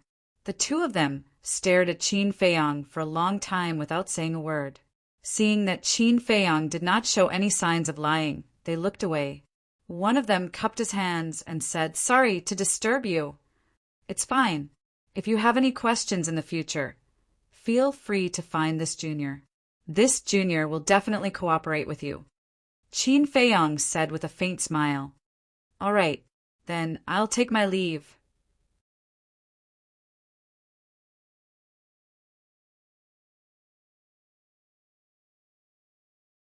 Chapter 710.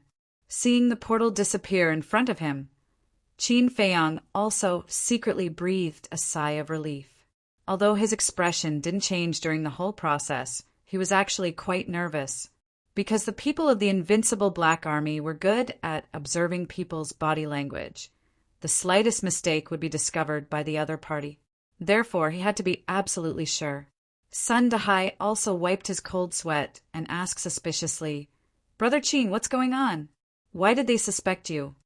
Although he was the steward of the general pavilion and had a high position, he was still quite afraid of the Invincible Black Army, because the Invincible Black Army was directly under the jurisdiction of the Emperor. Qin Feiyong smiled bitterly. It's because I've been too ostentatious recently. Ostentatious? Sun Dahai was stunned and then shook his head and laughed. Indeed, because of the potential pill, Qin Feiyong was like a comet, rapidly rising in the imperial capital. And it was a famous saying that there were many troubles when one was popular. Therefore, some troubles were inevitable. Suddenly, a bright light flashed in Sun Dahai's eyes. He chuckled and said, Although this is just a misunderstanding, I'm the one who helped you out. Shouldn't I express my gratitude? Qin Feiyong's face twitched. This old man really knew how to take advantage of the situation. Goodbye. He directly opened a portal and walked in without looking back. Wait. Sun Dahai seemed to have thought of something and suddenly stretched out his hand and pulled Qin Feiyong out. What's wrong? If I don't show you some appreciation, you won't give up, right? Qin Feiyong frowned. No, I was just joking. Sun Dahai quickly waved his hand. This kid was a gold mine, so he couldn't offend him. Then what's the matter? Qin Feiyong asked. Some time ago, I received news that someone swept all the precious herbs in all the branches within 3 days. Is this person you? Sun Dahai asked. No. Qin Feiyong shook his head. It can't be. Counting the dates, this happened on the day you entered the temple. Furthermore, the medicinal herbs you've swept away are exactly the same as the ones you've purchased from our main pavilion. Is this a coincidence? Sun Dahai said. Who knows?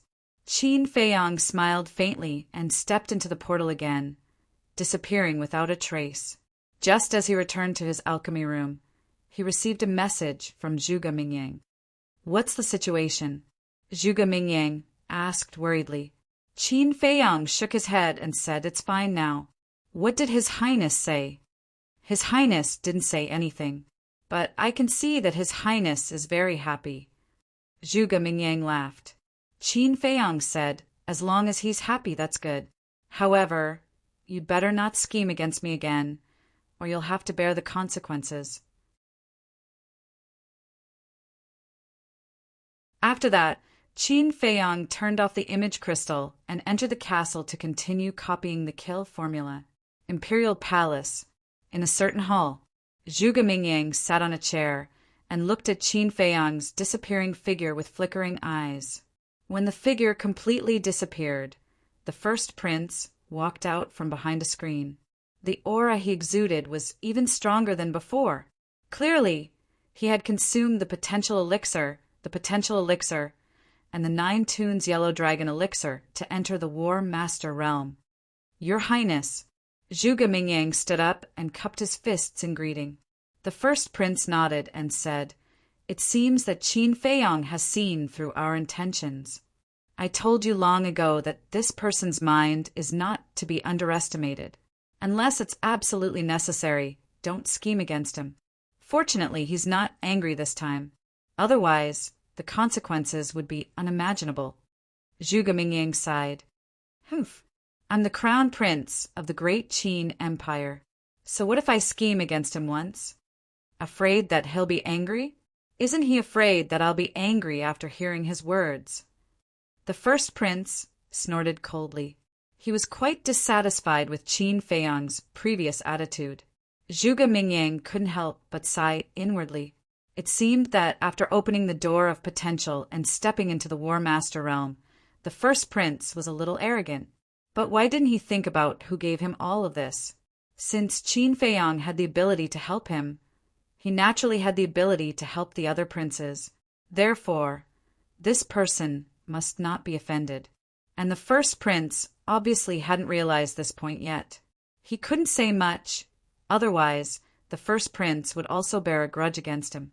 In the following period of time, the Lin family and the imperial palace worked together to conduct a thorough investigation of the imperial capital. Therefore, every day, the imperial capital was in a state of panic. Those originally arrogant and despotic marquis disciples were now unprecedentedly obedient. Those who should cultivate cultivated, and those who should do things did things. As for Qin Feiyang, ever since he returned to the alchemy room, he didn't leave the room at all. In the blink of an eye, a month had passed. The second stroke of the kill formula was already half done. However, the one who broke through to the 3-star War Master realm first was Wolf King. Fatso was also not far from breaking through. Lu Hong's cultivation, after many years of continuous seclusion, had finally stepped into the 8-star War Emperor, only 2 steps away from the War Master realm. The pangolin had also improved a lot. Only the black dragon snake was still in the same place. On this day, Qin Feiyang, get out here. An angry roar sounded from outside the door, startling everyone. Qin Feiyang raised his eyebrows. This voice, it was somewhat familiar. Fatso said, "It seems to be Mo Dong." "That's right, it's him." Qin Feiyang nodded, retracted his arm, and closed the 6-word divine formula. Fatso frowned. His tone is a bit unfriendly. Could it be that he already knows the cause of Mo Wuxin's death? So what if he knows? Qin Feiyang laughed disdainfully. With a thought, he left the ancient castle and opened the stone door. Immediately, he saw Mo Dong standing outside angrily. "Senior brother, what's the matter?" Qin Feiyang asked with a smile. Mo Dong said angrily, "Put away that hypocritical face of yours." Qin Feiyang was puzzled. "Senior brother, what do you mean by that? Did I offend you in any way? Still playing dumb? Did you kill my cousin, Mo Wuxin?" Mo Dong roared. "I killed him, but he brought it upon himself. Moreover, the person I killed was him, and I didn't provoke you. Why are you so angry?" Qin Feiyang said. "Then, do you still remember what I once said? Don't let me know that Mo Wuxin was killed by someone, or else I will make him pay the price." Mo Dong's eyes were hazy. "I remember." Qin Feiyang nodded and said, "So, senior brother Mo is prepared to make a move on me? Don't think that just because you can refine the potential pill, I won't dare to make a move on you. Now, I officially challenge you. Do you dare to accept the challenge?" Not only was Mo Dong's attitude overbearing, even his tone was aggressive. "Do you really want to do this? Is it worth it to lose your life for a despicable person?" Qin Feiyang frowned. Mo Dong shouted coldly, "Don't talk nonsense. Just tell me if you dare or not." "Why wouldn't I dare?" Qin Feiyang smiled faintly and said, "But I want to ask first, who told you?" "If you beat me, I'll tell you." Mo Dong said. Qin Feiyang said, "Then let's go." Although the temple had rules that forbade private fights, as long as both sides agreed, they could go to the fighting arena to settle their grudges. Moreover, even if he killed the other party, no one would pursue the matter. The fighting arena was located between the Pill Hall and the Martial Arts Hall. It was a plaza with a diameter of more than 10 miles. Basically, people would settle their personal grudges here every day. Because of that, in private, many disciples would be the banker here, betting on who would win and who would lose. And without a doubt, the banker was the disciple of the various martial marquis, because only they had the leisure and financial resources to do so. What a coincidence! The banker today was the son of the Qianwu Marquis, Feng Yin. On the east side of the fighting arena, there was a gambling table that was more than 10 meters long. Feng Yin sat beside the gambling table with his legs crossed, looking extremely comfortable. Beside Feng Yin, there were more than 10 disciples who were counting the bets on the gambling table. These people were naturally Feng Yin's followers. As for the bets, there were gold coins, medicinal herbs, pills, etc. A moment later, Qin Feiyang and Mo Dong both walked into the fighting arena. It's Qin Feiyang. Why did he come to the fighting arena? Just now, a Pill Hall disciple sent me a message saying that Mo Dong wants to challenge him. Who is Mo Dong? It should be the one beside him. I don't have any impression of him. Seems like he's just a small fry. A small fry dares to challenge Qin Feiyang. He really doesn't know what's good for him. Look at what you're saying. It's as if Qin Feiyang is very amazing. Although Qin Feiyang can refine the potential pill, his cultivation is only at the 2-star war ancestor level. And the aura that Mo Dong is emitting is that of a 3-star war ancestor. Indeed, the potential pill can't explain everything. Strength is the king.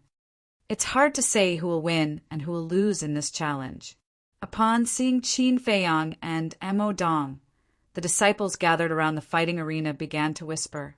At the same time, Feng Yin, who was sitting beside the gambling table, also had a cold glint in his eyes. In the arena, there were also 2 people dueling at this moment. Both of their strengths were 3-star war ancestor level. It was very exciting, but at this moment, no one paid attention to them. Their attention was all on Qin Feiyang. At the same time, Qin Feiyang also noticed Feng Yin. However, he only glanced at him hurriedly before moving his gaze away. He looked at the 2 people fighting in the arena with interest. This action undoubtedly made Feng Yin even more angry. No matter what, he was still the son of a martial marquis and the controller of the 1st floor of the Pill Hall. Shouldn't he at least greet him when he saw him? He turned his head to look at the person beside him and said, "Go and invite Qin Feiyang over." The word invite was said with gritted teeth. That follower smiled flatteringly and immediately ran towards Qin Feiyang. On the other side of the crowd, there was a face that Qin Feiyang was very familiar with. It was Wan Qiu. At this moment, he was also looking at Qin Feiyang with a cold smile. Soon, that follower ran to Qin Feiyang's side and smiled flatteringly. "Senior apprentice brother Qin, senior apprentice brother Feng, Yin invites you over." This person's cultivation was the same as Qin Feiyang.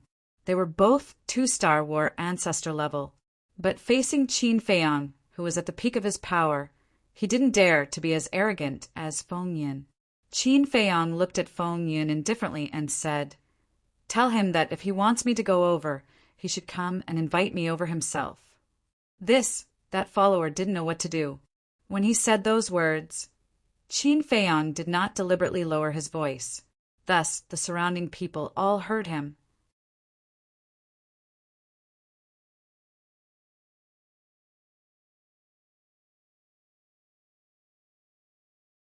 Chapter 711. To actually let the son of a martial marquis personally invite him?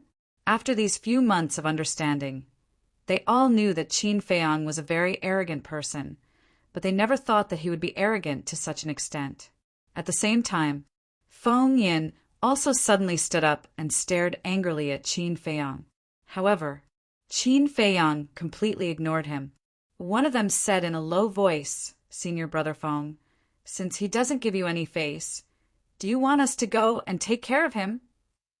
Feng Yin said angrily, "He has Zhuge Mingyang as his backer. What are you going to use to take care of him?" That person immediately lowered his head with a face full of panic. Just hearing about Zhuge Mingyang scared him to this extent. What a waste. Feng Yin snorted coldly, slightly sorted out his state of mind, and walked towards Qin Feiyang. He actually went to personally invite him? Seeing this, the surrounding people all felt that it was inconceivable. Everyone knew that Qin Feiyang had Zhuge Mingyang as his backer. But Feng Yin was still the son of a martial marquis, so there was no need for him to be so spineless, right? Walking forward, Feng Yin cupped his hands and smiled. Brother Qin, why are you free to come to the fighting arena today? A moment ago, he still had an angry look on his face, but now he had become amiable and approachable. The speed at which he turned hostile made even the surrounding crowd sigh. Qin Feiyang also pulled out a smile and said, Isn't Brother Feng asking the obvious? Feng Yun glanced at Emo Dong, then looked at Qin Feiyang and laughed. What a coincidence today. It's Brother Qin's first time in the fighting arena, and it's my turn to be the banker. I wonder if Brother Qin can give me some face and place a bet. Brother Feng's face. How could I not give it? Qin Feiyang laughed. Feng Yun looked at Emo Dong again and asked, Brother, are you interested in gambling as well? Of course. Emo Dong nodded, turned around, and walked towards the gambling table. Feng Yun smiled brightly, retreated to the side, and extended his hand. Brother Qin, please. Please, Qin Feiyang said with a smile. Seeing the two of them chatting and laughing as they walked towards the gambling table, like old friends, the surrounding people couldn't help but look at each other. Were all these big shots so fickle? Emo Dong came to the gambling table and placed his Cosmos sack on the table. He said, This is all I have. I'm betting on myself. Ugh. Feng Yin was astonished, then he smiled and said, Looks like Brother Emo Dong is very confident in himself. What about you, Brother Qin? Me. Qin Feiyang smiled faintly and was about to speak, but at this moment, Feng Yin suddenly moved closer to Qin Feiyang's ear and said, How about this? Let's make a bet. Qin Feiyang was stunned and asked, What agreement? Feng Yin sent a voice transmission. If you win, everything on this table will belong to you.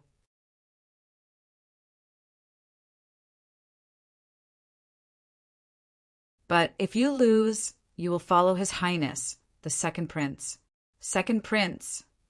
Qin Feiyang looked at Feng Yun strangely. If he remembered correctly, this person used to follow the 13th Prince? The 13th Prince had just died a month ago, and he had already changed masters? I know what you're thinking. Actually, you're right. The 13th Prince doesn't treat me as one of his people, so even if he's not dead, I won't follow him anymore. Feng Yun thought to himself. Impressive. Qin Feiyang gave him a thumbs up, but with a hint of sarcasm. Feng Yun didn't mind and sent a voice transmission. How about it? Do you dare to bet? Qin Feiyang's eyes flashed. Suddenly, he noticed that there was something strange about Emo Dong's expression that couldn't be explained. I understand.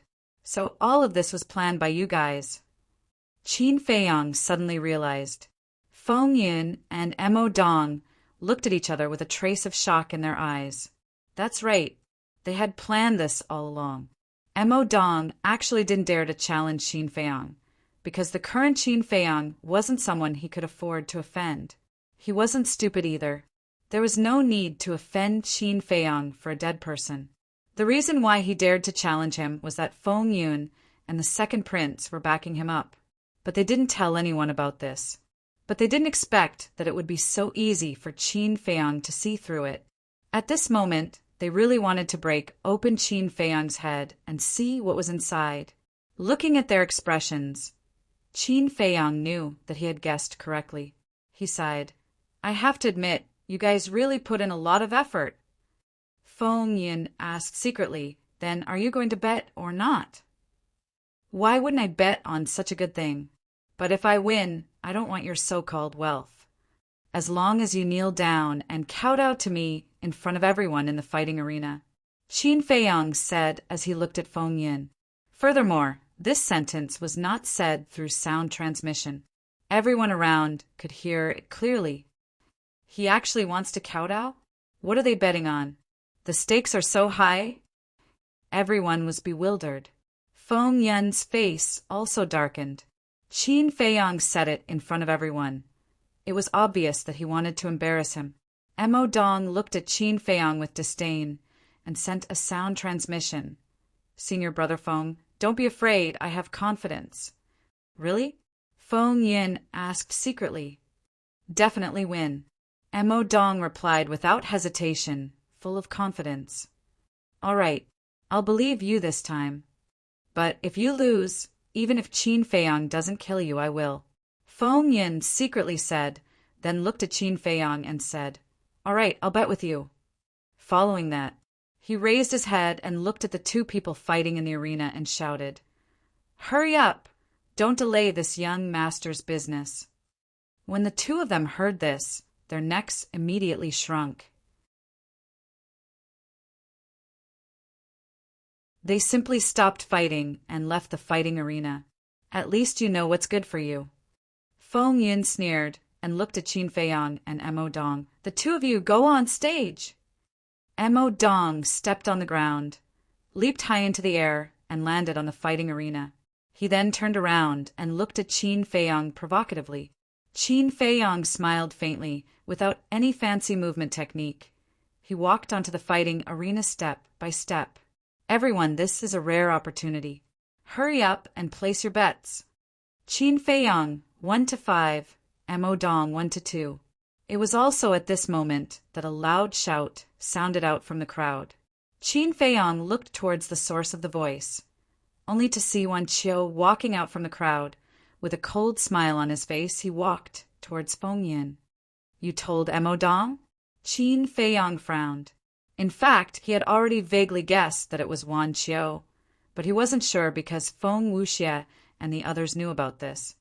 Who else could it be other than me? Wan Qiu walked to Feng Yin's side and grinned. Qin Feiyang raised his eyebrows and said, You think it's honorable to do this, don't you? The winner takes all. What does it matter? Wan Qiu shrugged. The winner takes all. That's right, but unfortunately, you'll never become the king, because you'll only be a servant for the rest of your life. Qin Feiyang smiled disdainfully and turned to walk towards Mo Dong. Wan Qiu immediately clenched his fists, his eyes frighteningly dark. Let's begin. Qin Feiyang walked to the opposite side of Mo Dong and said indifferently. Mo Dong said, Wait a moment, there are still many people who haven't placed their bets. It seems that you're very confident in yourself. Qin Feiyang said with a smile. Whether I'm confident or not, won't you find out later? Mo Dong said with a smile. Birds of a feather flock together. Qin Feiyang sneered, then looked at the hesitant crowd around the gambling table and said, Everyone, if you believe me, bet on me to win. I guarantee that you'll make a lot of money. So domineering? The crowd looked at each other. All right, I'll bet all my wealth on Qin Feiyang. I'll bet on him too. I'll bet all my wealth too. In an instant, everyone began to place their bets. Feng Yin was also full of smiles. The bigger the bets these people placed, the more he earned. Mo Dong was so confident that he didn't expect Mo Dong to lose at all. After a full hour, the crowd finally dispersed. On the gambling table, there was a mountainous pile of Qinkuan bags. Furthermore, most of them were betting on Qin Feiyang to win. Only a small portion of them bet on Mo Dong to win. Qin Feiyang glanced at the Qinkuan bags, his eyes revealing a bone-piercing coldness. This time, not only would he make Feng Yin lose face, he would also make Marquis Qianwu go bankrupt, because there were too many bets. According to the odds of 1 to 5, even with Marquis Qianwu's wealth, he wouldn't be able to bear it. We can begin now. Mo Dong opened his mouth and laughed. At the same time as he opened his mouth, his aura exploded. Come. Qin Feiyang flicked his sleeves and placed his hands behind his back, revealing a look of contempt. Be serious. I'm betting all my wealth. I can't lose. This action caused the people below the stage to begin to worry. Mo Dong's eyes were brimming with anger.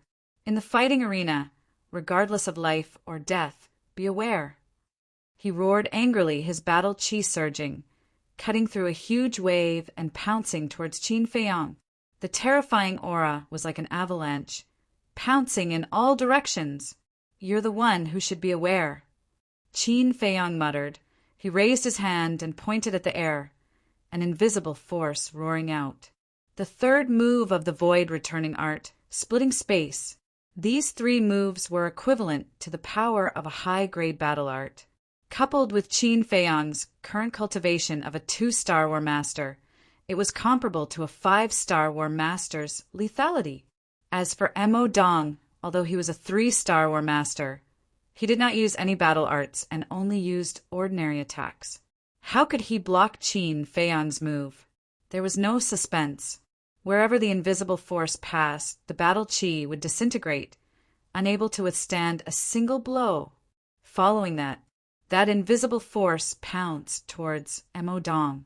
However, although Qin Feiyang had the upper hand from the start, the people below the stage were even more worried, because, in their opinion, using a battle art from the start was a sign of lack of confidence.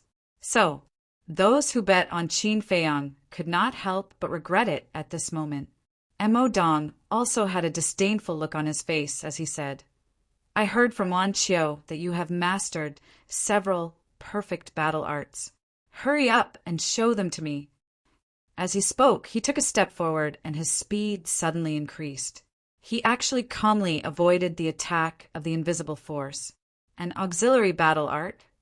Qin Feiyang muttered. However, judging from Mo Dong's speed, it should only be a high-grade auxiliary battle art. It was nothing to worry about. "Since that's the case, then I'll do as you wish." A cold light flashed in Qin Feiyang's eyes as he pointed his index finger in the air. The 4th level of the void returning art, the void returning, attacked. At this moment, the fighting arena began to tremble violently. The invisible force was like a terrifying python, roaring in the sky and intimidating all directions. It really is a perfect battle art. Looks like there's still hope. You're tuning in to the Thunder Spear YouTube channel. Don't forget to subscribe and join us on this journey to catch the most captivating stories.